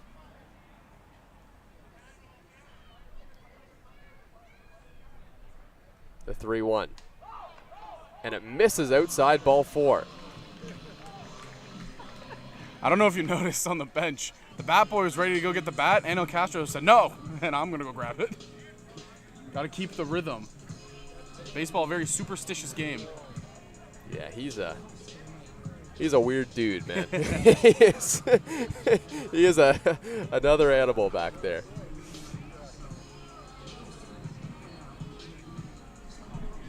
I believe that's his son who's the bat boy today as well.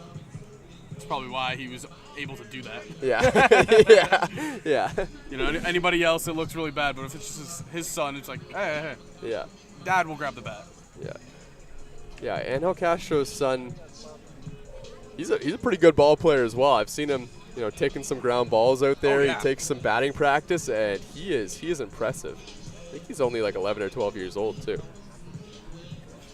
Helps when your dad has a lengthy career playing baseball at all levels.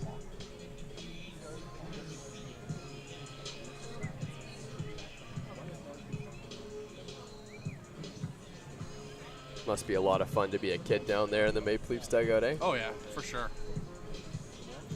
Now batting the center fielder, number 4,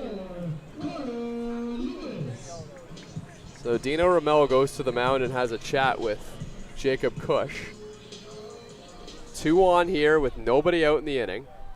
And Connor Lewis is at the dish. Julian Johnson is on deck. Lewis squares the bunt, and he gets it down, and it's pretty good. Right back out in front of home plate. Throw to first in time, but Connor Lewis does the job, and he advances both runners 90 feet. That's a big bunt right there for Lewis, and 1 out. So Julian Johnson, what you got to do here, just put something to play. At least get 1 run on the board here.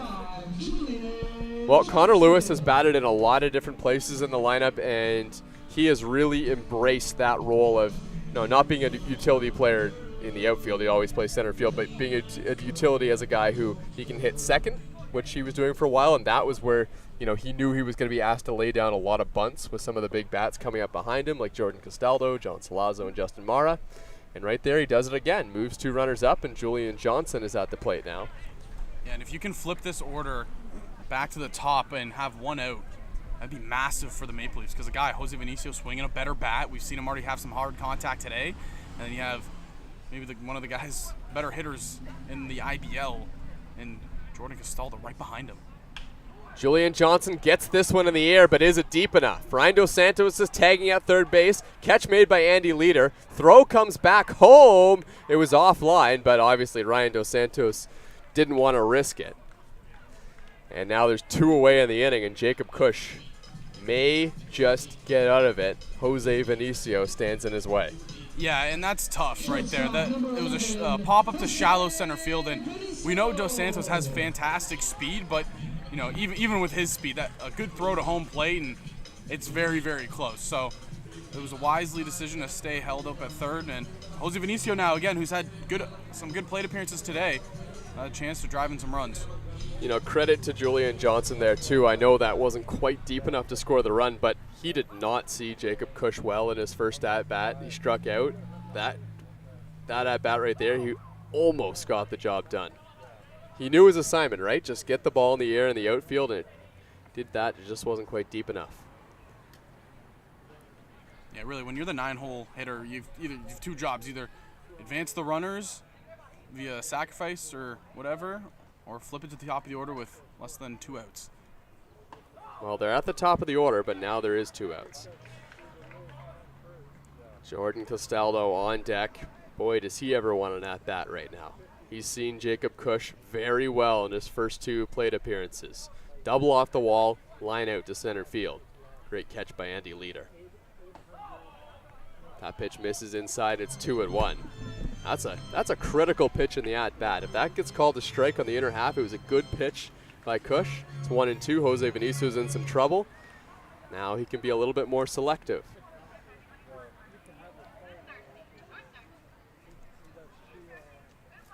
The 2-1. And it misses outside, and it's 3-1. And how about this out of Vinicio? I mean, we've seen him be a very big, free-swinging guy at the plate.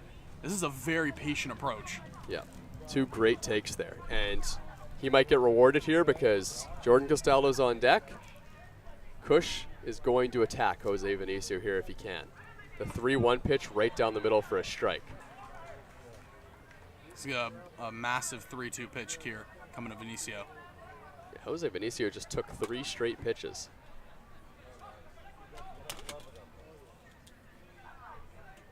A critical 3-2 pitch. This could be a turning point in this game. Bottom of the 5th inning. Jose Vinicio has 2 in scoring position, trying to cash him in, and he hits it on the ground. This one's to Carson Burns. He throws to first in time to get the out, and Jacob Cush escapes danger here in the bottom of the 5th as the Maple Leafs fail to score. They trail 4-0. You're watching Toronto Maple Leafs baseball on YouTube, brought to you by MNP.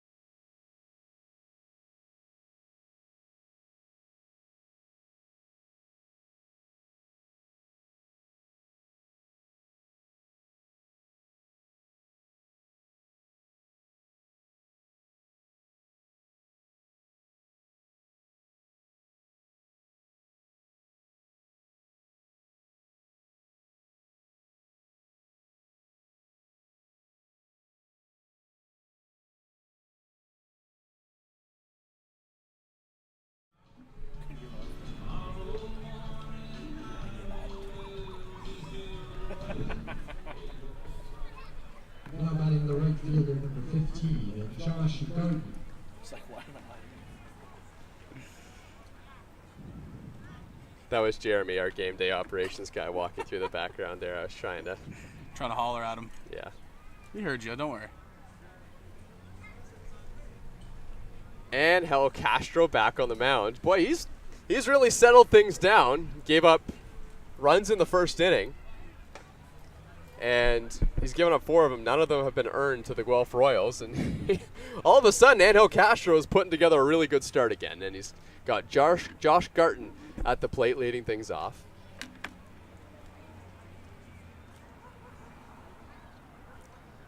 Garton takes low and inside, and it's 2-0.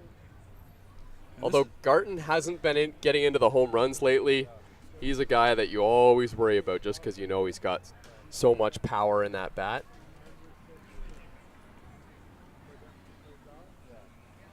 Two and 0. Josh Garton was just so impressive in the IBL home run derby this year, and he just has the easiest, smoothest power out of anybody. Him and Starlin Joseph were both two that were really impressive in that home run derby. Neither of them won it. Tyler Duncan took the crown. That one finds the outside corner for a strike, and it's 3-1.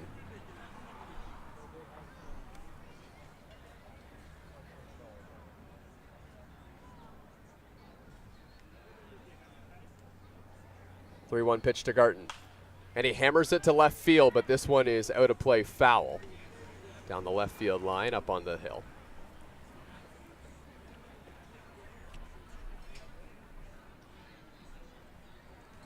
Like you mentioned, Josh Garton, one of those players that can get into a ball.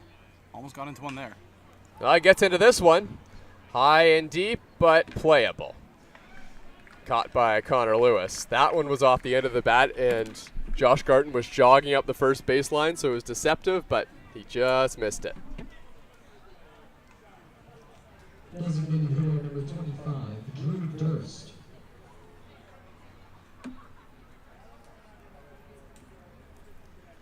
Drew Durst, 1 for 2 in his first plate appearance game as a Guelph Royal. Yeah, sure. Pitched last time. At the plate this time. RBI single back in the first. The 0-1. That one just misses from Castro, and the count's 1-1.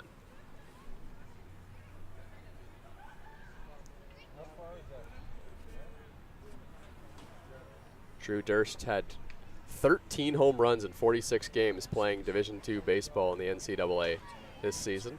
So he's got some power. Yeah, he took a big hack right there at an inside fastball and just didn't get a hand to it. Also, this two-way thing that Durst is doing, this isn't an IBL thing. He actually is a two-way player when he was playing baseball this season. The 1-2. Swing and a miss, strike 3. Now there's strikeout for Angel Castro.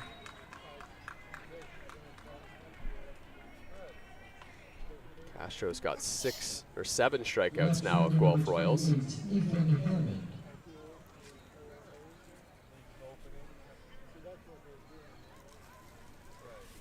Ethan Hammond is 0 for 2 with a strikeout. And we talked earlier in the game about how the batter's box got a little bit muddy and it's warmed up. The ground is hardened up, and you can see Hammond there. He was just chucking some massive pieces of dirt out of the batter's box on the left-hand side.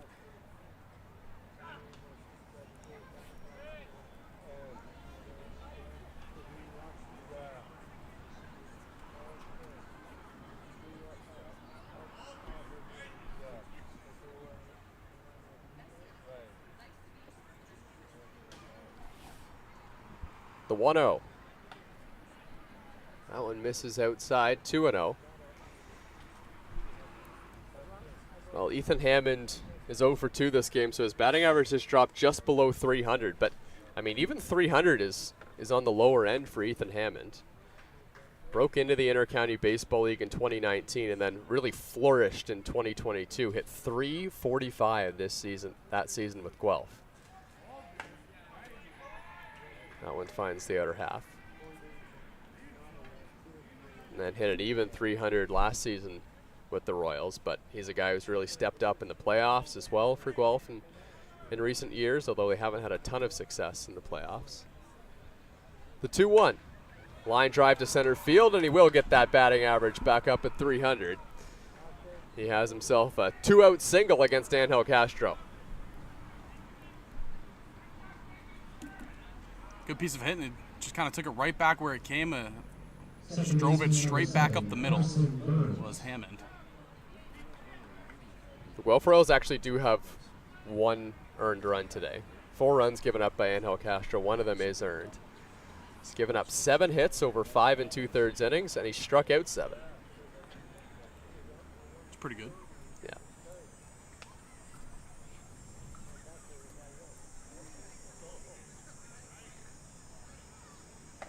You know, it feels like Angel Castro's command hasn't been as good as we've seen in the past, but he's still only walked 1. He's fallen behind a lot of hitters. But he's always going to battle, and how many times have we seen him battle back from 3-0? Foul ball straight back. Yeah, battle back from 3-0 multiple times so far today, and then he gets a soft contact somewhere to either an outfielder or an infielder, and again, he's just been fighting. That's just kind of the typical story with Angel Castro.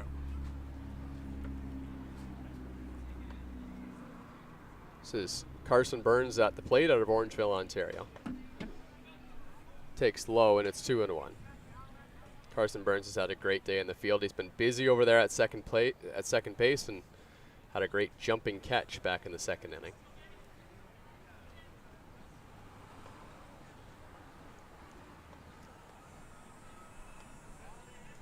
Guelph scored 3 in the 1st inning and 1 in the 3rd, and other than that, both pitchers have really shut down the opposing offense.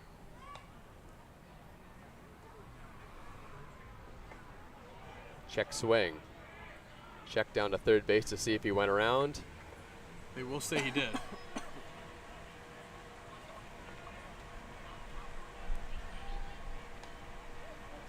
Count 2-2 here on Burns.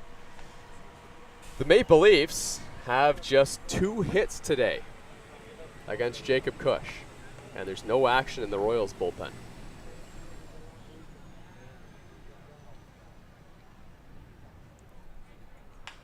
This one's hit on the ground right to Jordan Castaldo. He'll walk to first base and step on it. Angel Castro just faces 4 batters in the 6th. He's rolling right now, but it's Guelph who's got the lead, and the Maple Leafs looking for some offense. You're watching Toronto Maple Leafs Baseball on YouTube, brought to you by MNP.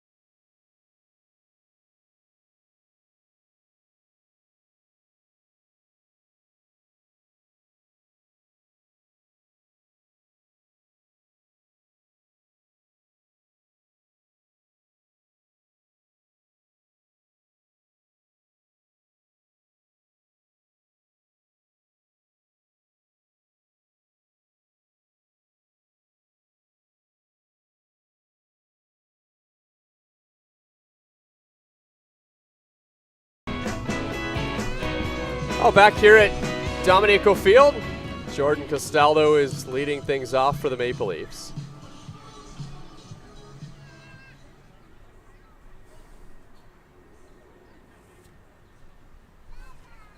Jacob Cush back on the mound, and he's been dicing up this Maple Leafs lineup so far. Yeah, ran into trouble last inning with the 2 leadoff walks, and then was able to get Julian Johnson to pop out and the ground out by Jose Vinicio. The 1-0 misses high to Jordan Castaldo.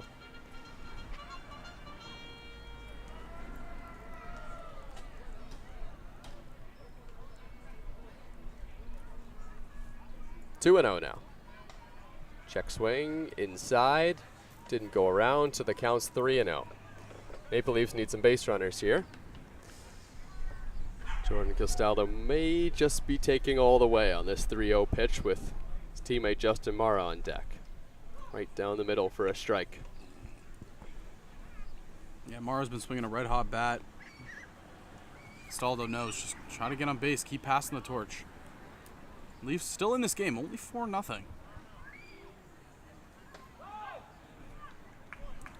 Castaldo takes inside. He hesitated for a moment. That pitch was close, but inside. And he's at first base. So I wanted to go back and find the stat we had last time Josh Garton was here at Dominico Field. With the 2 home runs that he hit last time he was here, he now has 12 home runs in 19 games at Dominico Field. Wow. That's actually pretty impressive. Yeah.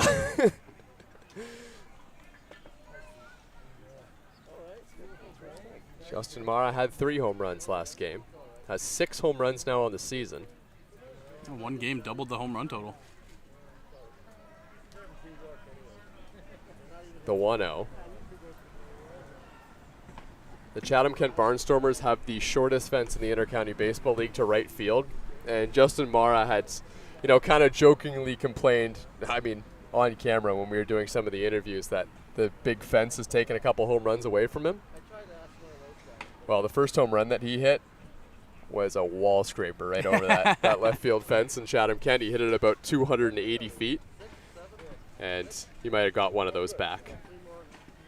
I think that one might have hit off the middle of the metal monster here. The other 2 were to center field, so those were legit shots. 2-1 is in there for a strike.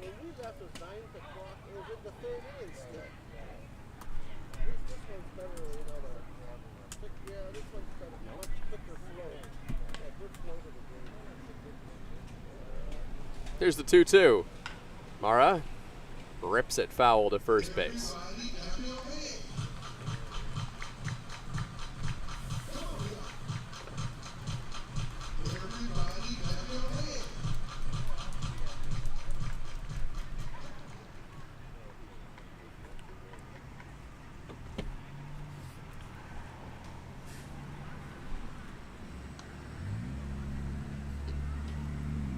The 2-2, swing and a miss, strike 3 on the high fastball. Hey, you can see that Mara, he didn't like the decision there to swing on that high fastball. But again, Jacob Cush, he's been sensational really all day long, getting out of any trouble that's come his way.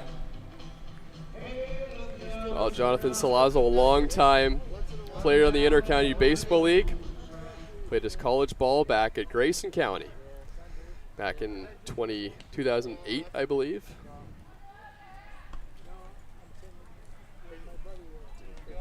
Is your son still playing baseball? John Salazzo came into this season, and the last couple of years he hasn't even been sure he wanted to come back and play in the Intercounty Baseball League, as he pops this one foul to the left.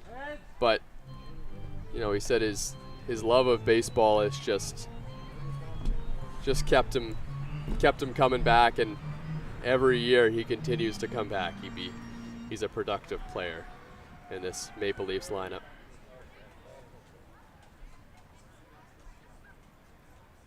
The 1-1 fouled off. Oh, John Salazzo had a big rip at that one. Yeah, in the last 3 seasons he's had, all batted over 300.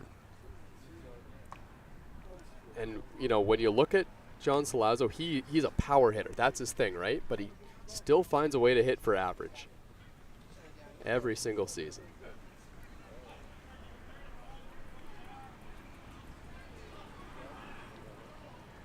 The 1-2, broken bat flare into the outfield. That's down for a base hit. The Maple Leafs have 2 runners on with 1 out here in the bottom of the 6th. And they've had a couple innings where they've got runners on. They just haven't been able to score them. This is where they got to get him in right here with Marcus Connect coming to the plate. Yeah, just got to continue to kind of just pass the torch down the line here. And Marcus Connect, he's had some hard contact today, just hasn't been able to find a hole in the field. Popped out to the third baseman his last time, and then he had a couple good foul offs in his first at bat, but eventually went down swinging. It would be massive here for him to get his first hit of the game and bring up a guy that's on a pretty big streak of walking.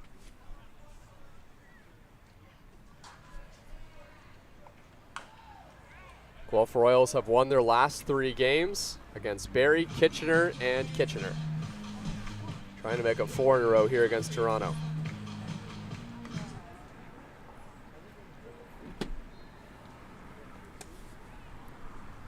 In yesterday's game, they only needed Kyle Thomas and Drew Durst, the 2 pitchers, so lots of available arms you'd expect down in the Royal bullpen.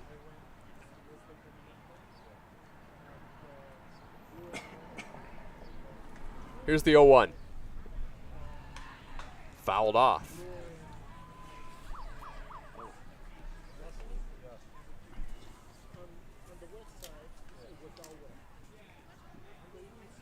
For the side of the Maple Leafs here, they want to try to bounce back in this one because, again, you look around the IBL, Brantford's still winning 2-1, and Kitchener up 6-3 now on Welland Jackfish. I mean, those are 2 teams that are behind the Maple Leafs, but also the fact of if Brantford beats Hamilton and Leafs somehow are able to come back, they get another game closer to the Cardinals.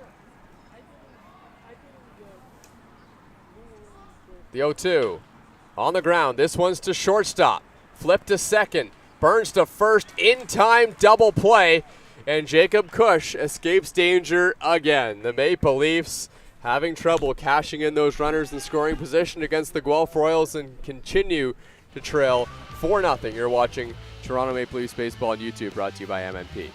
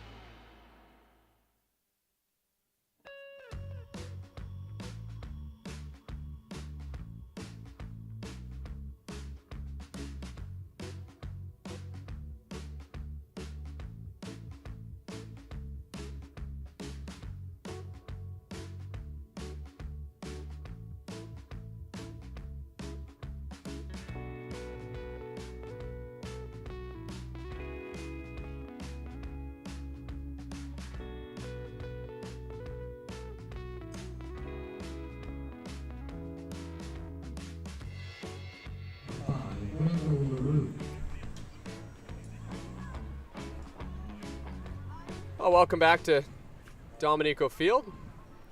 Thomas West here alongside Zach Benoit. You're watching Toronto Maple Leafs Baseball on YouTube, brought to you by MNP, national in scope, local in focus. MNP is one of Canada's leading professional services firms, proudly serving individuals, businesses, and organizations since 1958. Maple Leafs have a new pitcher into the game. Great start for Angel Castro. Now they'll give way to Julian Valdez, who has had a good season so far for Toronto. Yeah, you know, when you look at the last 2 outings he's had, he's pitched 3 2/3 innings, hasn't allowed an earned run, and he's only given up 1 hit. 4 strikeouts to 2 walks. He had a little bit of a stretch where he gave up at least 1 earned run in 3 straight, but really, he's been solid ever since that June 19th game against Guelph where he gave up 5. He hasn't really allowed that much.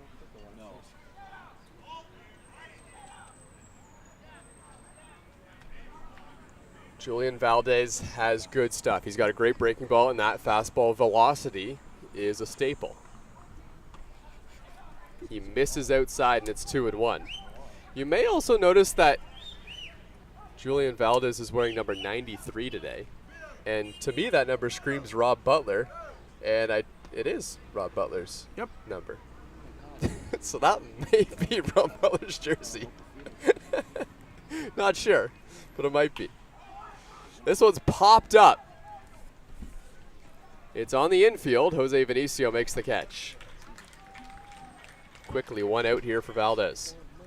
Yeah, Valdez has only given up multiple earned runs in 2 games this year. One on May 19th, he gave up 3 against Chatham-Kent. The other one was June 19th against Guelph, 5 earned runs.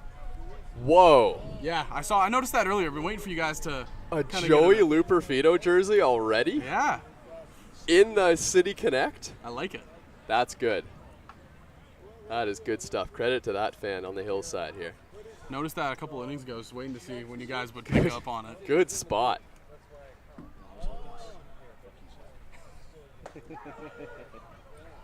I'll be honest, I didn't really know who Joey Luperfido was when I saw the deal initially. That name didn't really jump out to me, but he looks like a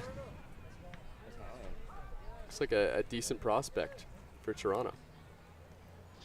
And I know he was playing with the Astros too. I don't know why that name just kind of escaped me for the whole season. Yeah, I knew about his name just for the soul of what he did in the minors when he won the Astros minor league player of the year. But yeah, that was a good. Yeah, trade. see, all of those things were just I don't know. Yeah.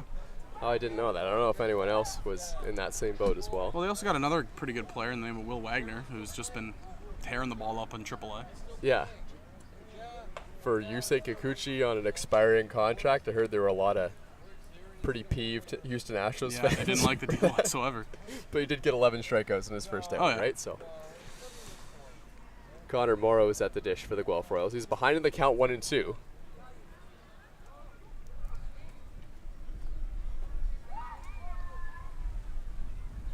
Valdez spikes that one in the dirt. Spiked in the dirt. A really good pick by Morrow behind the plate. Looked like prime Carey Price right there, just the flick of the wrist. Sure. I think you get pretty good at that when you catch for that many years. This one's hit pretty well to center field. Connor Lewis backtracking. Now he's going to come in a bit. Boy, the wind was really knocking that one down, wasn't it? Oh, yeah. And now 2 away.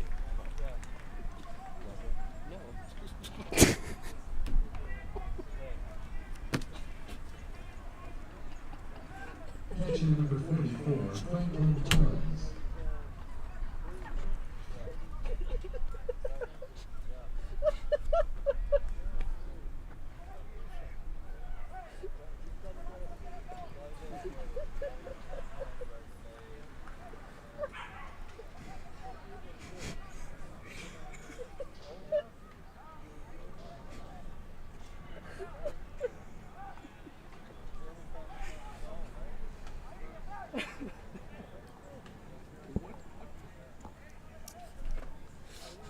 Valdez has looked good through the first 2 batters in this inning. Now he faces one of his tougher tests in Franklin Torres. The 1-0 pitch. It's a fastball, and it's popped up. Dan Mara tracking out behind second base, gives way to Marcus Connect, who makes the catch. That was a good inning from Julian Valdez. 1, 2, 3 go the Guelph Royals. Now, can the offense of the Maple Leafs get something going against Jacob Cush?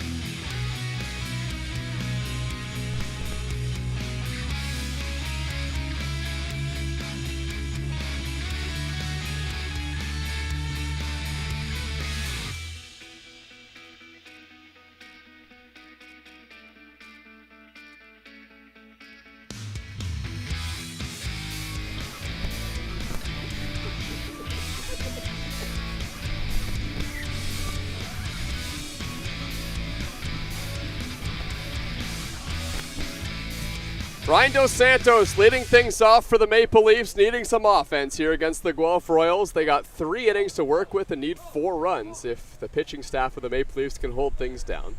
Julian Valdez looked very good on the mound after relieving Angel Castro as he got a 1-2-3 inning. Angel Castro's final line today, he gives up 4 runs, just 1 of them was earned, walked 1, struck out 7 through 6 innings pitched. Stop me when you've heard this before, but Dos Santos is ahead 2-0 again. Yeah.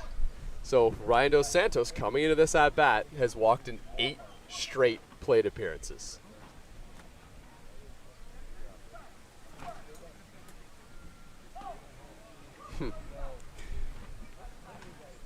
Close pitch on the inside corner, and it's 1-2. And he normally has a really good eye at the plate, but it's just been electric really last 2 games. Way inside, 3-1, and it hit him. And he's heading down to first base, and he's got himself on base via some sort of walk in 9 straight plate appearances.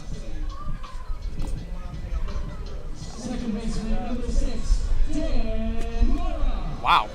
How is this happening?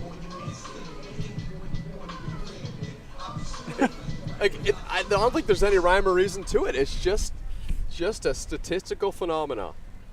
9 walks in a row. And that one's way inside now to Dan Mara. I'm very curious to see how high, again, the OPS will jump after today. Do you think? Or excuse me, the OBS. Do you think he comes to the plate and he's thinking about that? That's a good question. I think you'd have to have a conversation with him about it. Well, yeah, I did before the game, and, I mentioned the 6 straight walks and, kind of joked about that, but it didn't seem to be something that was kind of flying off the page to him or anything. I mentioned the 6 walks, and he countered with, talking about the double he hit off the wall. He said he thought he hit it out against Chatham Kent.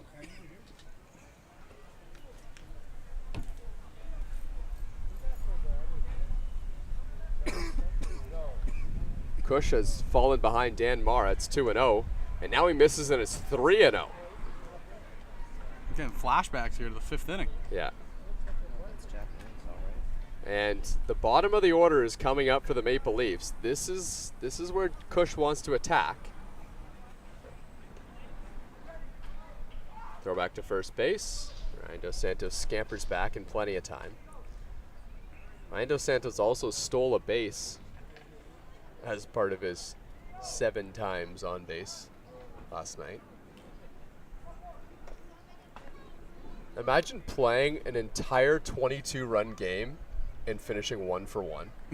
Yeah. Yuki Narita is now starting to get loose in the bullpen for Guelph. The 3-1 misses outside. That's back-to-back walks for Jacob Kush. So do you think Connor Lewis lays down a sack bunt again? Absolutely. I don't think there's any way he doesn't in this scenario. You know, he did a great job to get the runners over last time out. He's an excellent bunter. Julian Johnson looks like he's being pinch hit for. Yeah, Charlie like Towers is coming to the game. So there is a potential sack bunt here for Connor Lewis. Got a great one down towards second base in his last at-bat.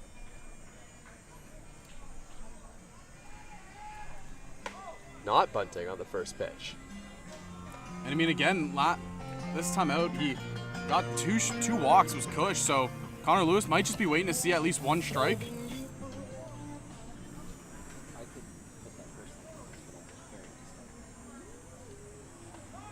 Now he takes his strike, and then he looks down at third base, and he did get a sign there from Rob Butler, so we'll see.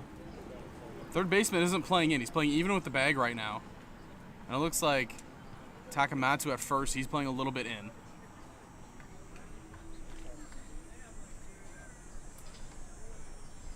The 1-1 takes inside. So the bunt looks like it's off now at this point for Connor Lewis.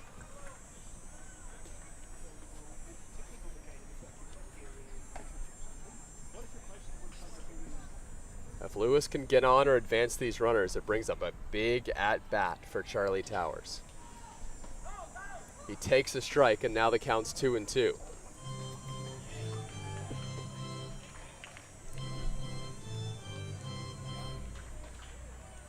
Kush had walked just 3 batters over 6 innings.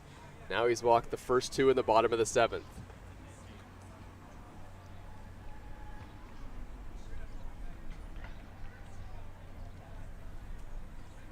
Lewis calls time. The Guelph Royals have been fortunate. They have had great starts from their starting pitchers in each of the last 2 games. Hector Yan and Kyle Thomas started their last 2 games, and they've only needed 1 reliever after them. And with Yuki Narita looming in the bullpen, they might do just that again here against Toronto. Lewis fouls it off. He had a big rip at that one. Staying alive here. You want to get to the number 9 here. Lewis knows. You want to try to get it with bases loaded and nobody out. Charlie Towers has been swinging a red-hot bat. You want to try to get to him, and then you want to get it to the top of the order. 2-2 on Connor Lewis. And he swings and misses, strike 3. Boy, Lewis battled in that plate appearance, but Kyle Kush just won that battle with a great breaking ball.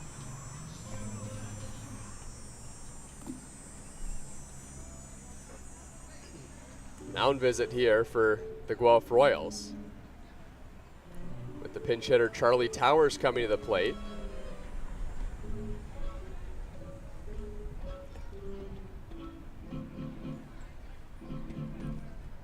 Julian Johnson's a right-handed batter, so with the righty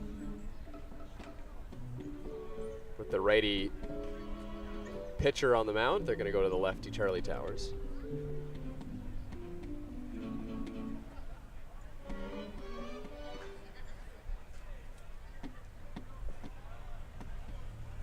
Towers, Vinicio, Castaldo, if they can get it that far. Pinch hitting for your Maple Leafs, number 2, Charlie Towers. So Charlie Towers is hitting .310 on the season.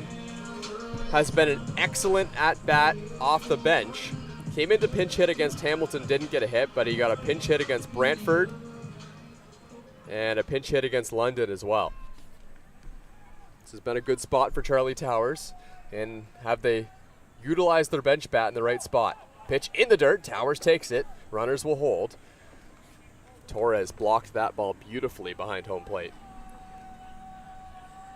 Yeah, Towers, I mean, we talked about the July he had, the .480 batting average. He was spectacular.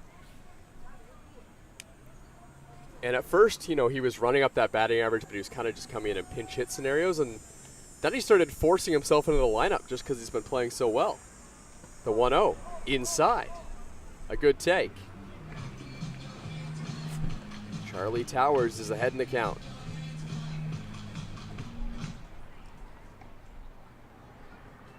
That would really just be a cherry on top to the month of July that Charlie Towers had if he could pop a base hit into the outfield here. Takes a strike on the inner half. Looked like he had a similar read on both those pitches, but that one just called a strike, catching the corner. Charlie Towers also tacked on his first Inter-County Baseball League home run a couple weeks ago against Kitchener. 2-1, a breaking ball finds the zone. That was a gutsy 2-1 pitch. And with a breaker on the outer half, and it kind of just stayed, and then last second dropped down, catching the outside half. Good pitch by Cush. Can he try to get a big strikeout here? The count's 2-2. And a check swing foul by Towers.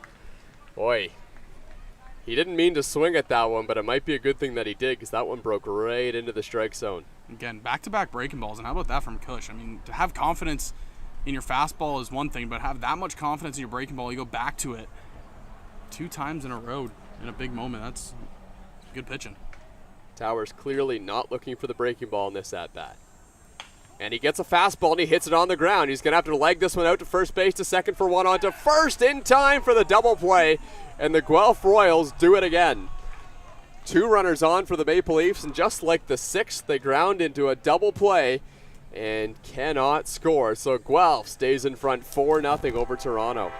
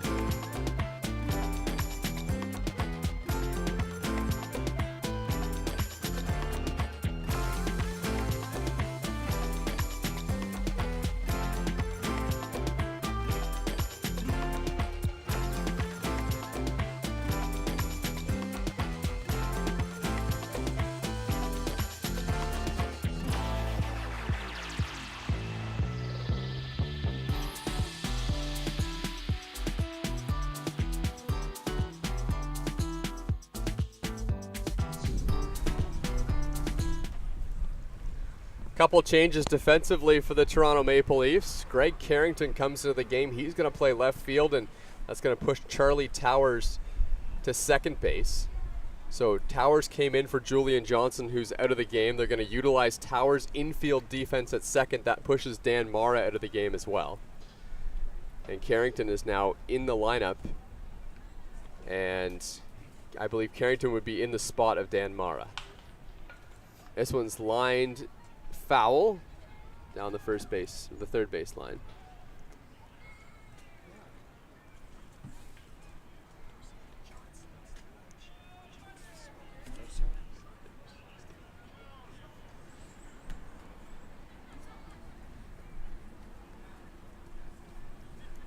Julian Valdez on the mound in his second inning of work facing Garrett Takamatsu. And he misses inside. Yeah, and Valdez looked really good in that first inning. Got a lot of soft contact and got out of it relatively quickly. Went 1-2-3 with a pop out to the shortstop, fly out to center, and then pop out to right.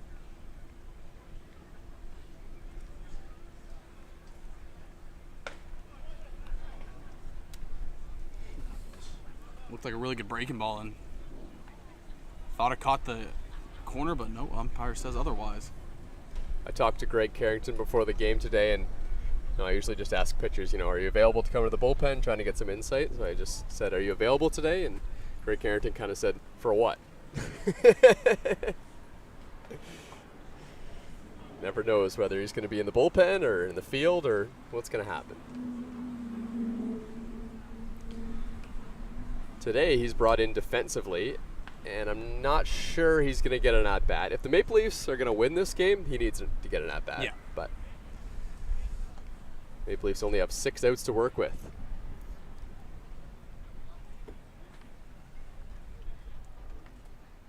The 3-1 from Valdez. Swing and a miss. Garrett Takamatsu bailed him out as that pitch was low.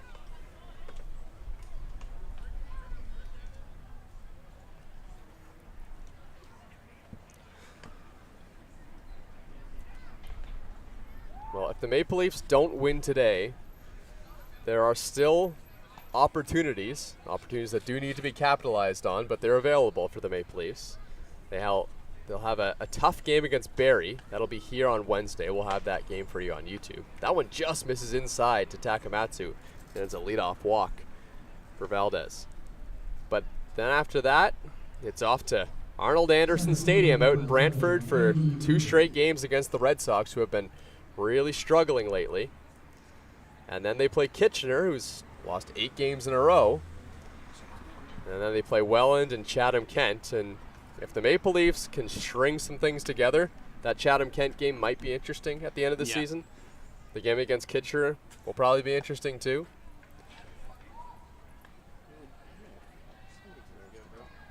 Around the IBL right now, Hamilton has come back 6-2. They lead Brantford.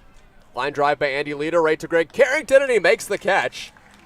That is not an easy play for a guy fresh into the game, a hard liner that just doesn't sink. But Carrington does a good job, and he stays with it. That ball was smashed by Andy Leader. Yeah, Andy Leader has had some big hits so far today. He had a single and scored in the first, and he had a fly out to center field, and that one just lined out. A lot of hard contact coming off the bat of Leader. The Guelph Royals, their schedule is pretty good to the end of the season, to end off the season as well. They got Chatham-Kent, Kitchener, Hamilton, Chatham-Kent, and then they got 2 tough games against London and finish off the season with a game against Brantford. Next 3 games for them all at home. Yeah.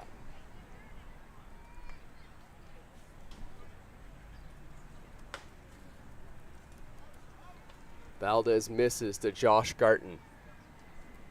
This is a fun matchup here between Valdez, power pitcher, against power hitting Josh Garton. Here's the 1-0.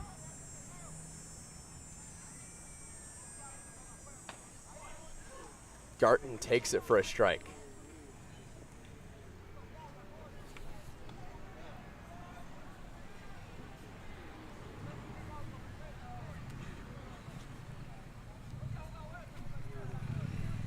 One and one on the lefty power hitter.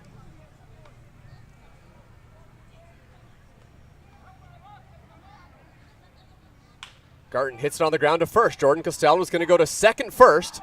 Then he gets it back for a double play. Julian Valdez loves it. Is that something that can pump up the Maple Leafs with 6 outs to work with here against Guelph? We'll be right back in a moment.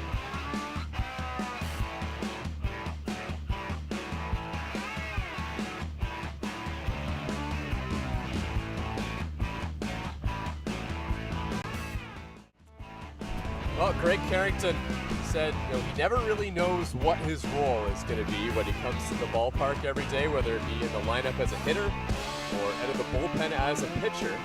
Now attempting to get his first save in the Intercounty Baseball League. I don't know if you've been in a scenario like that, but I don't know if Greg knew he was going to be in that situation today. What can you say about him coming to this game and just what he's been able to do? Oh, Greg's been awesome, man. Like, just nothing phases him, and yeah, being Richie was going to go back out. Greg was not ready to come in that game, and we called his number with 2 outs in the bottom of the 8th. When Richie went down and came in 1-2-3 inning in the top of the 9th, but you can't ask for more than that. He's been amazing this year. 2-2 hit on the ground. Jordan Costello has it on a nice big high hop, and he gives it to Carrington, who's covering the bag. That would have been, he can still make it into the Smash to center field. Back goes Connor Lewis, and he reaches up and makes a great catch. Maple Leafs strike away from breaking the streak and bringing themselves to within touching distance of the Brantford Red Sox for the last playoff spot in the IBL. The 0-2 on the ground. Dan Mara gobbles it up, whips to first in time to get the out, and the streak is broken. Greg Carrington, you have your first save in the Intercounty Baseball League, and the Maple Leafs get a much...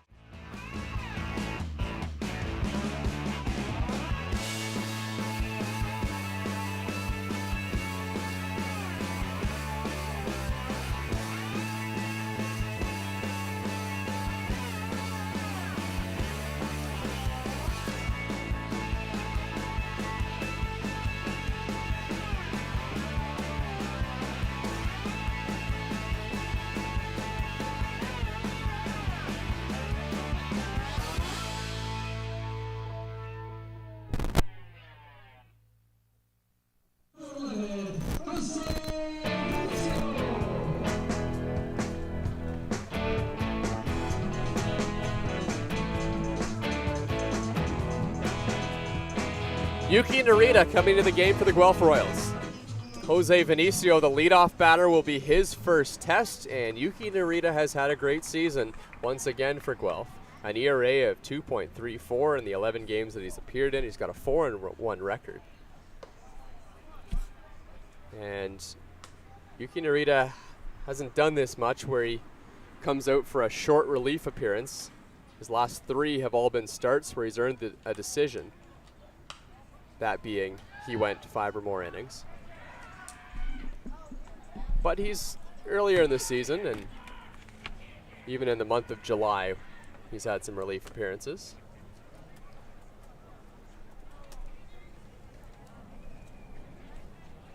He's got a 1-1 count here on Vinicio. And it's in there for a strike. Yuki Narita will add a little hesitation in his delivery sometimes. He's a tough guy to time up for opposing hitters, especially when he's coming in relief like this.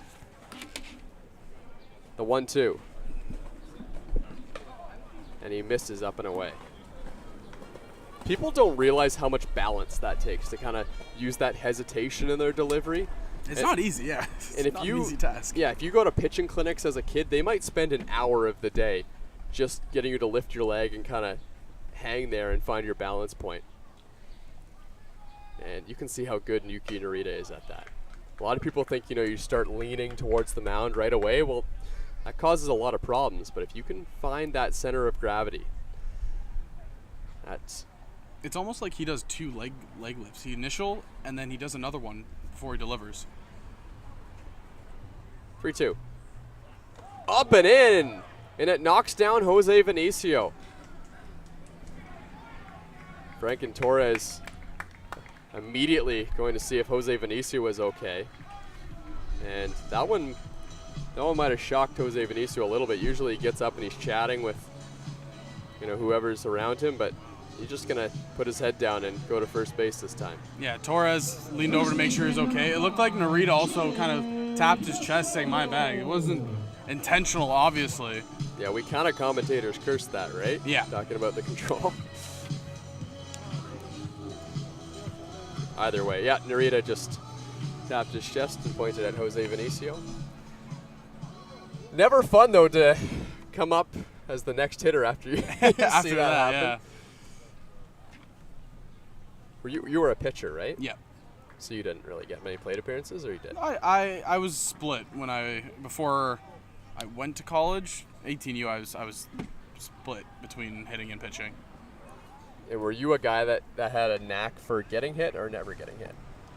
Surprisingly, I only got hit 3 times in my 18U year. Yeah, and they all hurt. Yeah, not fun.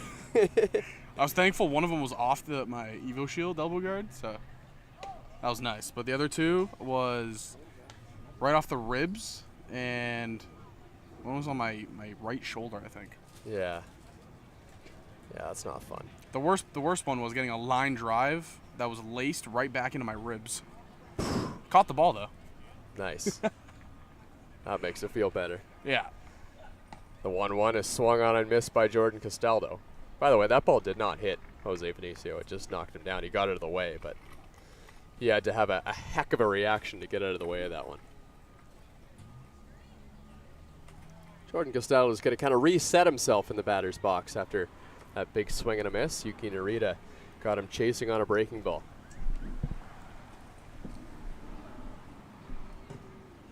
Now he delivers a 1-2 pitch. And Castaldo slashes it foul deep down the left field line. It's just such easy power off the bat of Castaldo. I mean, that ball was up and away, and he kind of just stuck the hands out of it to foul it off, but it still soared. Fantastic, smooth swing, and that's just kind of who Jordan Castaldo is. Yeah.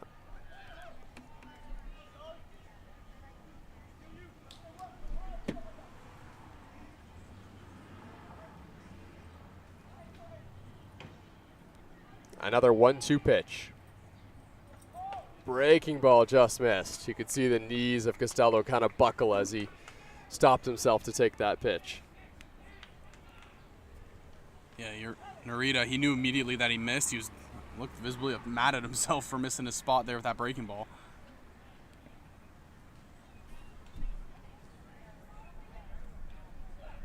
Inside. 3-2 now. So 3-2 with a guy like Castaldo at the plate and Vinicio on base. Do you think he takes off? I think so. Well, maybe not with the score the way it is, but we'll see. Jose Vinicio hasn't done a lot of base stealing lately for Toronto, and Franken Torres is excellent behind the plate. Not going. A line drive, 1 hop to second base, and Vinicio with that great speed gets into second, so he'll advance 90 feet. Jordan Castaldo's thrown out at first. Boy, if it wasn't for Jose Vinicio hustling there, that would have been a double play. Yeah. Also, it was a soft hit because the bat broke. I think that's the 3rd bat that's been broken today.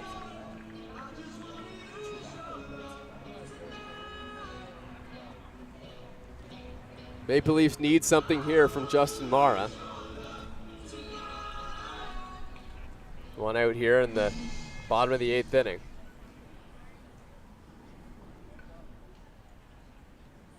Doesn't need to be a home run. They could just keep the line moving, but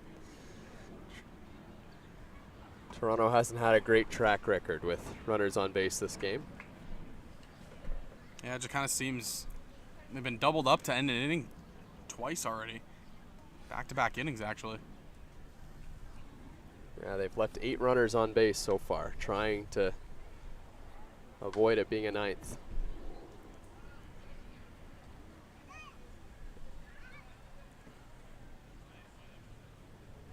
Jose Vinicio at second base. He's got great speed. He'll likely score on a base hit. Mara takes outside. Yuki Narita reacting to that pitch as if he thought it was a strike. And now Yuki Narita hasn't been in the strike zone a ton in this outing.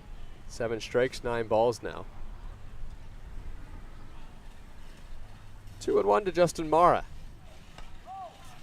Oh, and that one just missed as well. So patient at the plate here are the Leafs. I mean, that's just been the story all day. And it means that Yuki Narita might have to throw Justin Mara a fastball, and that breaking ball that he's been able to snap off a couple times has baffled Maple Leafs hitters so far. Narita has struck out 41 batters in the 30 and 2/3 innings pitched. He's throwing, and there's the breaking ball. He threw it 3-1, and Justin Mara was not expecting it. Yeah, how about that confidence in your breaking ball? Throw it 3-1. I mean, fantastic job. At 18 pitches here in the bottom of the 8th. Now Justin Mara doesn't know what he's going to get at the plate. The 3-2. And he misses outside with the fastball. Mara will head down to first base.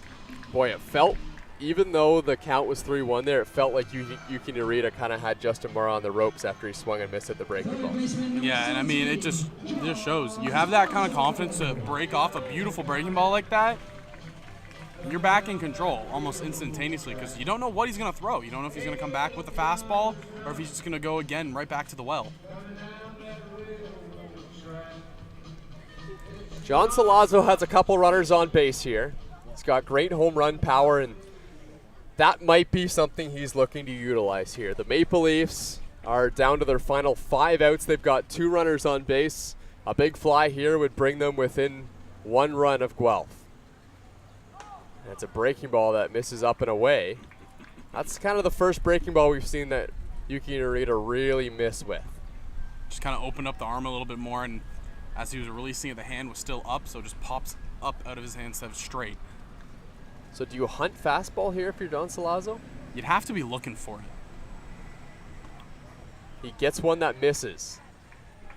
Yuki Narita has thrown more balls than strikes in this outing, but he's been very close. He's been right around the strike zone. Not missing by a lot.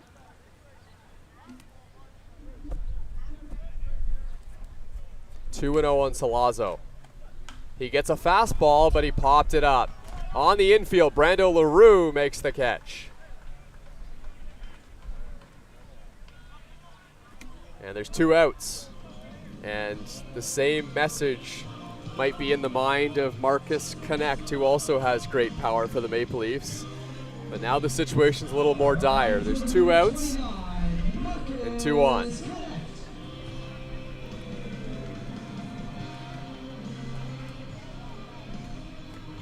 Connect last time up, he rolled into the double play.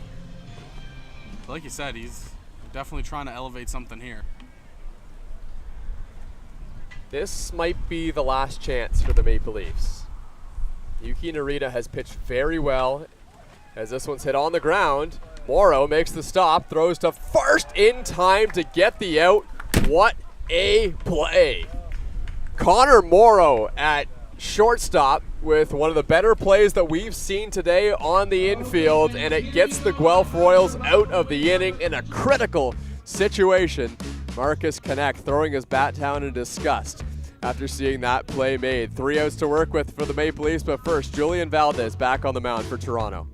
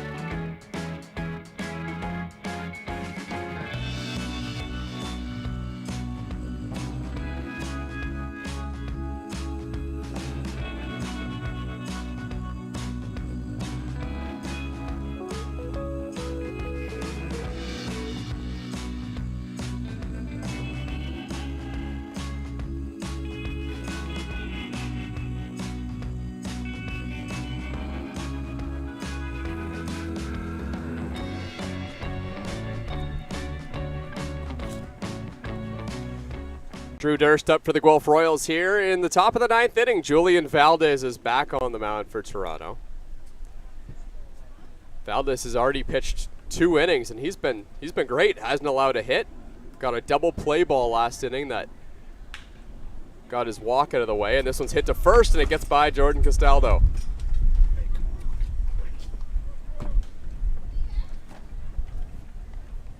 See what they score it. They're going to go E3. Drew Durst reaches on the Castaldo air.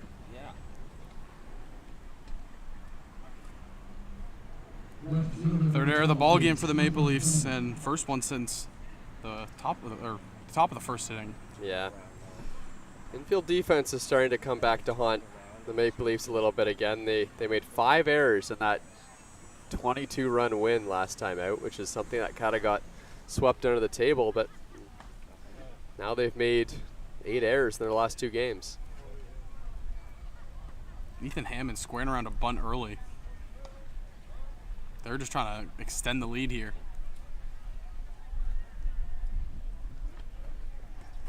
With the way that Yuki Narita has pitched this season for the Guelph Royals, they might not need it, but you never want to give up an insurance run. And this game is still within reason. It's just 4-0. The bunt's down. Valdez has it. He's going to go right to first base.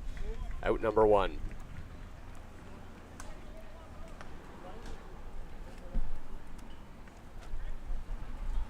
Angel Castro started this game for the Maple Leafs, and he gave up just 1 earned run over 6 innings. 3 of them were unearned for Guelph. Valdez has come into the game and still hasn't allowed a hit, as that ball was an error to lead off the inning. Yeah, but how about that though? You know, Valdez coming into a game and pitching as well as he has. That's something you'd love to see for the Maple Leafs as we get closer to the playoffs. Yeah, the ERA just keeps dropping and dropping for Julian Valdez. And how about Angel Castro? He's given up 1 earned run in his last 13 innings pitched. The Maple Leafs, if they do get to the playoffs, they will need that. He will likely be one of their playoff starters. The 1-0 to Burns, the second baseman for Guelph. That one gets away from Justin Mara. No throw, as he couldn't get the ball in his hand. And now there's a runner at third base for Guelph.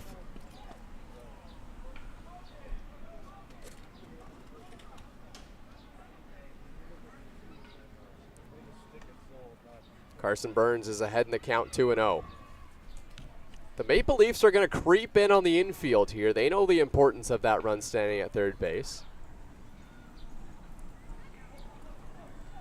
I guess they also kind of don't have much to lose in this situation as well. The run comes in, it comes in. 2-0. Jose Benicio is way in on the grass at shortstop, and it's outside ball 3.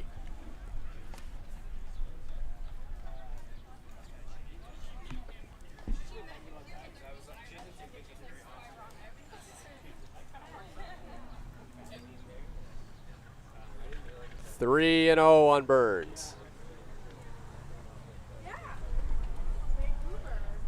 Ball 4. Carson Burns hung around at home plate, seeing that pitch was close, but he'll take his base.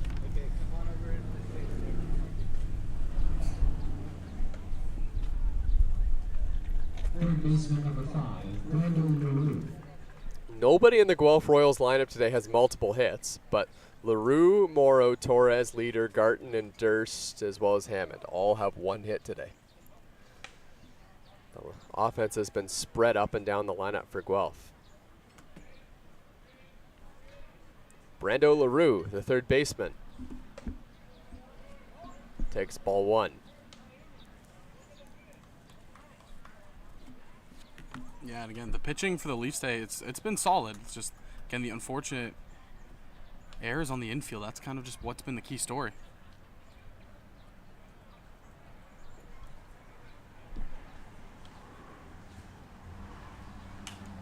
LaRue pops it foul.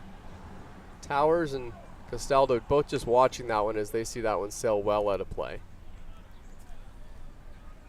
How big would a strikeout here on Brando LaRue be for Valdez? That would be big. I mean, if the Maple Leafs could see Julian Valdez get through 3 scoreless innings. I think that would give them a big confidence boost as well.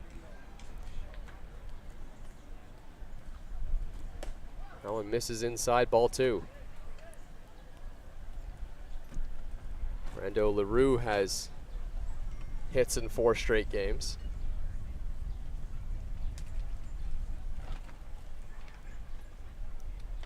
Brando LaRue hit his first home run of the season last week, back on July 31st against the Barrie Baycats. And now he drills one. This one's to center field. Connor Lewis tracking it, and it's going to bounce off the wall. 1 run comes in to score. The Guelph Royals are going to hold the second one right there. Jose Vinicio whips it back into Justin Mara at home plate. Now the ball gets away at home, but the Royals didn't really see that happen.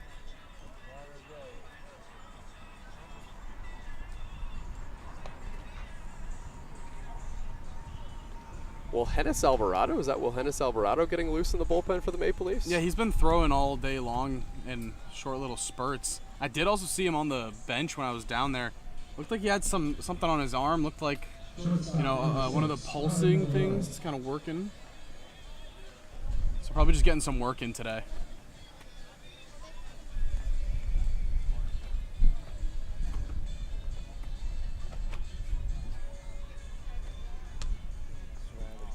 Maple Leafs do not play until Wednesday. Wilhenis Alvarado could be in play to pitch in that game, even if he did go an inning today. And that one's inside, and it hit him.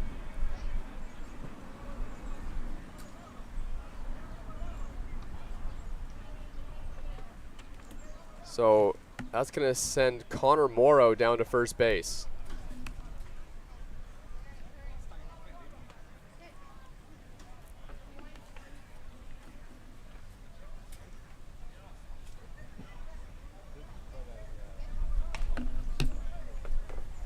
Rob Butler's out to the mound, and that's going to be it for Julian Valdez. So one of those runs is on base via an error for Valdez. 2 of them are his responsibility, and Wilhenis Alvarado is going to try and keep them right there.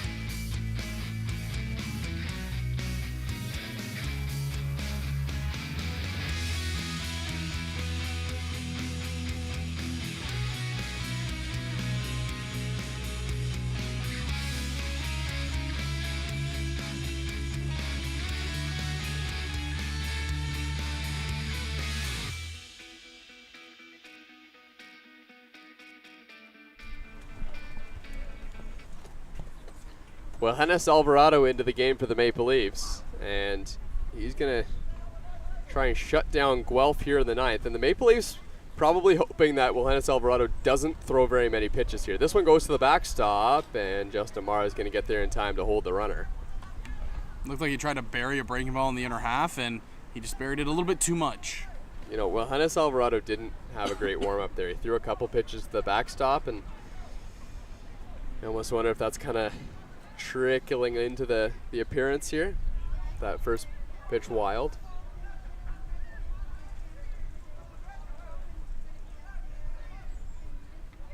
Here's the 1-0, and he finds the zone on a swing and a miss. Does Johannes Alvarado have a third pitch? Yeah, he has a changeup. Okay, that's what it looked like. Yeah. That one broke away from the righty, and didn't look like a fastball. You know, I actually talked to Justin about that the other day. He said they aren't really going to it much, though. This one's hit on the ground off the glove of Alvarado. He scampers back. He flips to first, and it's in time to get the out. A run will come in to score for the Royals, but wow, what a reaction there from Johannes Alvarado. That ball also looked like it took a wicked hop coming off the dirt.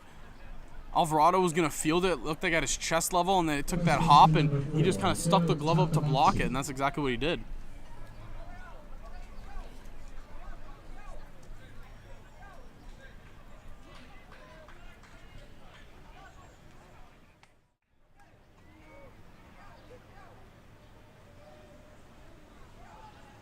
Oh, it did, yeah. Maybe that's why he was frustrated on that pitch. I mean, he couldn't have been frustrated that he didn't glove it. That was almost impossible, but that looked like it was going to be a ball that was going more towards the shortstop than anything else, and Yeah. it came right back at him.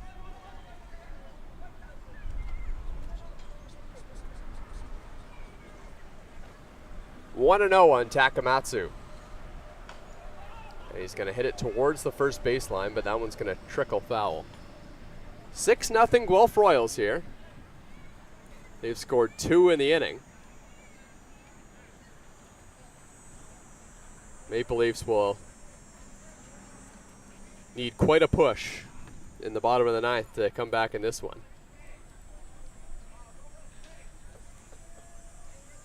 The 1-1. Inside corner for a strike, and it's 1-2. And can Alvarado stop the Royals right here? As mentioning before, the Maple Leafs don't want Alvarado to throw many pitches in this game because they might need him on Wednesday. So if he can keep it, under 15 pitches, that would probably be ideal.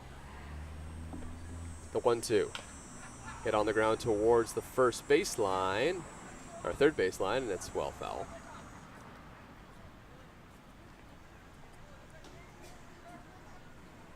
Two good pitches right back to back there, though, for Alvarado. Just kind of fighting right now against a very good and experienced hitter in Garrett Takamatsu. Johannes Alvarado has an ERA of 7.94 and 51 innings pitched this season for Toronto. 1-2. Swing and a miss, strike 3 on a nasty breaking ball. Alvarado gets the strikeout, and he'll turn things over to the Maple Leafs, who are on their last legs here against Guelph. Fans, we're still looking for one.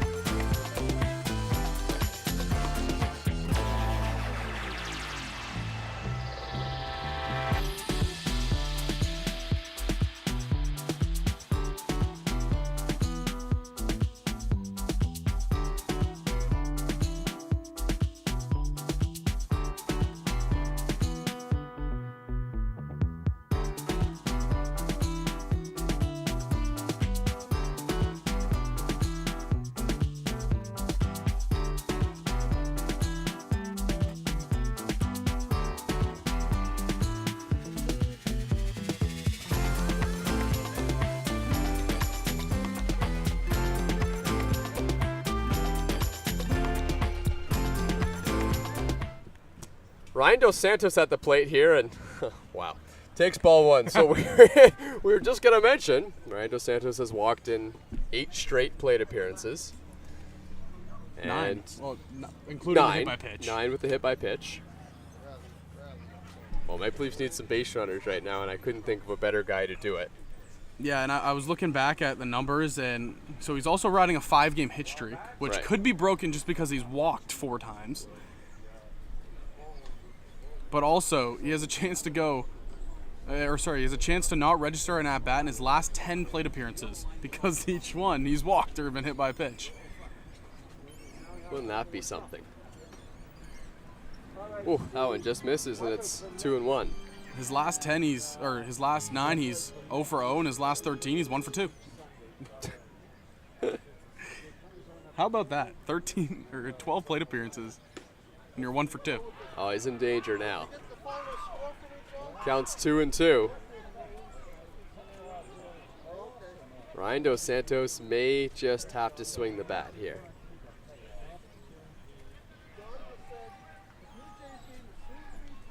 Here's Narita's 2-2 pitch. In the dirt, 3-2. There's no way it happens, right? Ryan Dos Santos is 1 pitch away from walking in 10 straight plate appearances.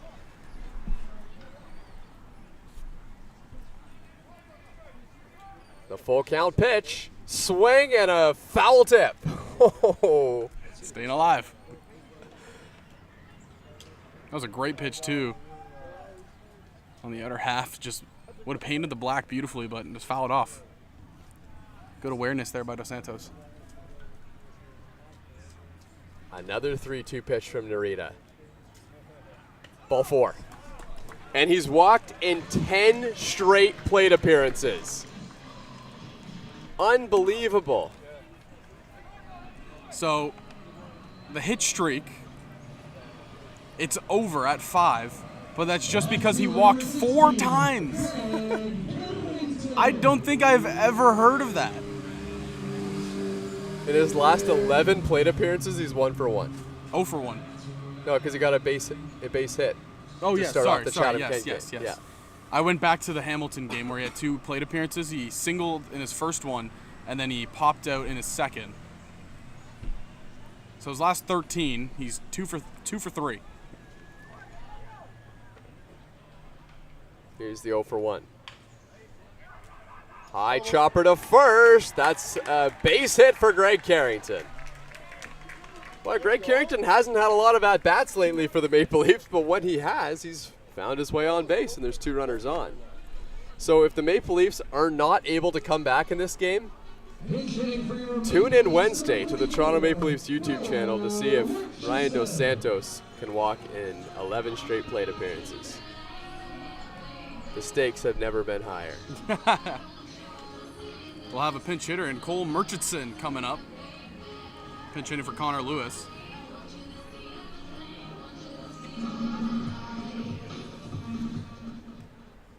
Yeah, Murchison, a guy that has pop in the bat and hasn't been able to get things rolling just yet. Only batting 163. Ooh. That breaking ball from Narita had a lot of movement, but it missed up and away. Maple Leafs would love to see a line drive here from Cole Murchison. That one just misses outside. This is Narita's game to finish.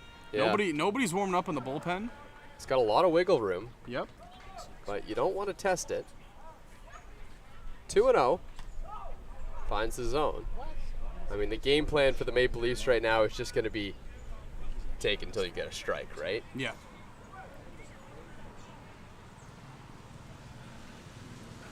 Narita has walked 2 in this outing so far, and Murchison fouls it straight back. Had a big rip at that one. Yuki Narita hasn't walked a lot of guys this season. 12 walks and 32 2/3 innings pitched coming into today. And he struck out 41, so his ratio is excellent. 2-2. Breaking ball. Strike 3 called. What a pitch. Now That came right back over the plate. That was beautifully executed. Yeah, Murchison walks back, says, there's not much you can do about that. That was just a perfect pitch there from Yuki Narita. Well, Charlie Towers came in to pinch hit for Julian Johnson an inning ago, so now he's going to get a second at-bat. Towers grounded into a double play in his last appearance. Takes up and away, ball 1. Yeah, it looks like the approach you mentioned, it's still there. Just Yeah. take until you see a strike.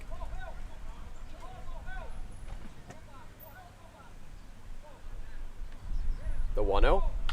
Towers hooks it foul. Good contact, but well foul.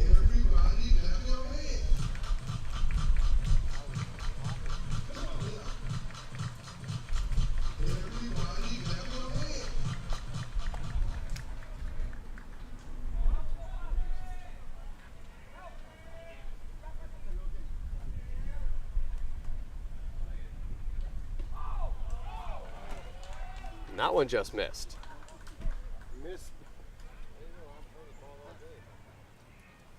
2-1 the count here on Charlie Towers. Jose Vinicio is on deck. He's hopeful of an at-bat.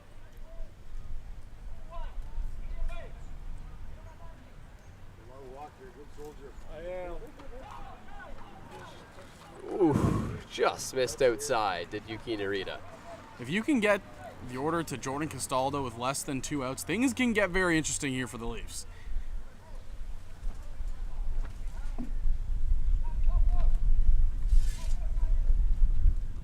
Here's the 3-1, and Towers fouls it off at home plate. A full count now.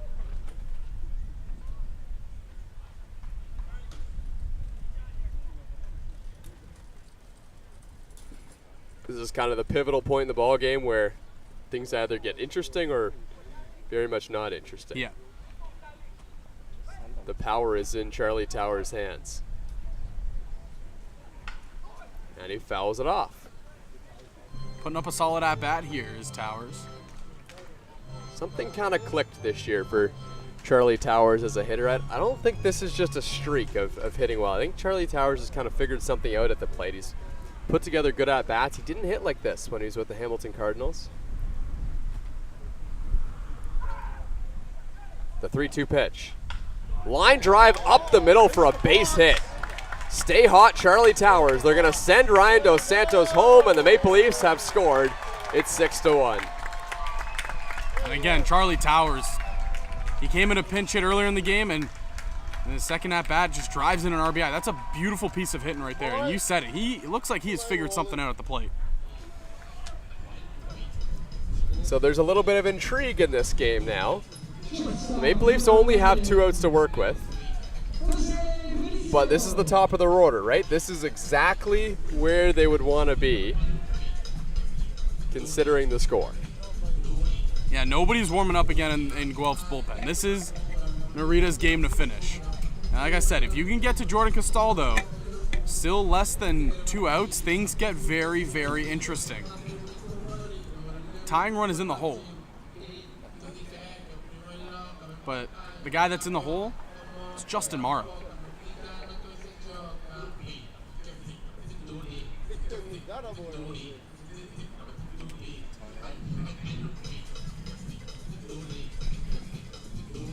After a mound visit, Yuki Narita will reset. A big thing for Narita in this outing as he hasn't been throwing strike 1. It's been a big thing for him this year, pounding the strike zone and getting ahead of hitters. He hasn't walked a lot of guys, but he's fallen behind some of these Maple Leafs hitters and gave them a chance. He wants to get to a place where he can throw that pitch that he threw right there to Jose Vinicio, that breaking ball. And ideally, he'd bury it in the dirt and a Maple Leaf would swing over the top of it when they're looking for a fastball. 0-1 the count.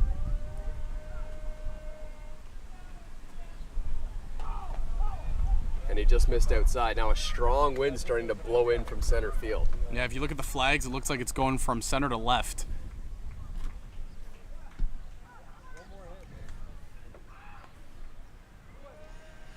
The 1-1.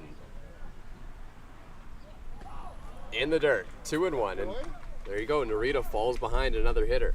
If you look at the outfield setup right now, they're shading Vinicio to the opposite field. There is a giant gap in right center field. Andy Leader, he is playing well over into the left center gap. 2-1. Vinicio takes just outside. Yuki Narita starting to get frustrated with the home plate umpire on some of these calls. Call the game from here.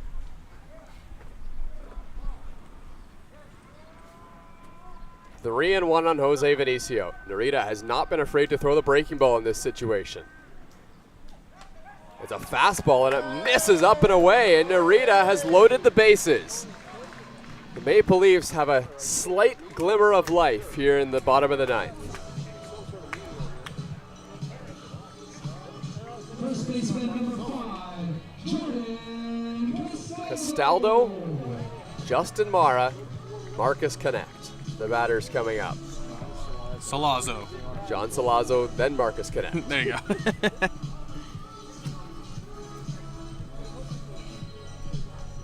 But the Maple Leafs aren't really thinking that far ahead. It's one at bat at a time right now. They've got a mountain to climb, and they're still at the bottom of it. You have the right guy at the plate right here to just kind of continue to pass the torch in Jordan Castaldo.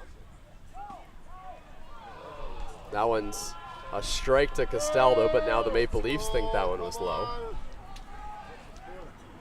That's a great spot for that breaking ball, though, from Narita. 0-1 on Castaldo. Breaking ball, strike 2. If there was anybody to fall 0-2 to here in the ninth, it is Castaldo. This is a guy that always consistently puts up good at-bats. You know he's going to be fighting. Be interesting to see if he goes back to the breaking ball.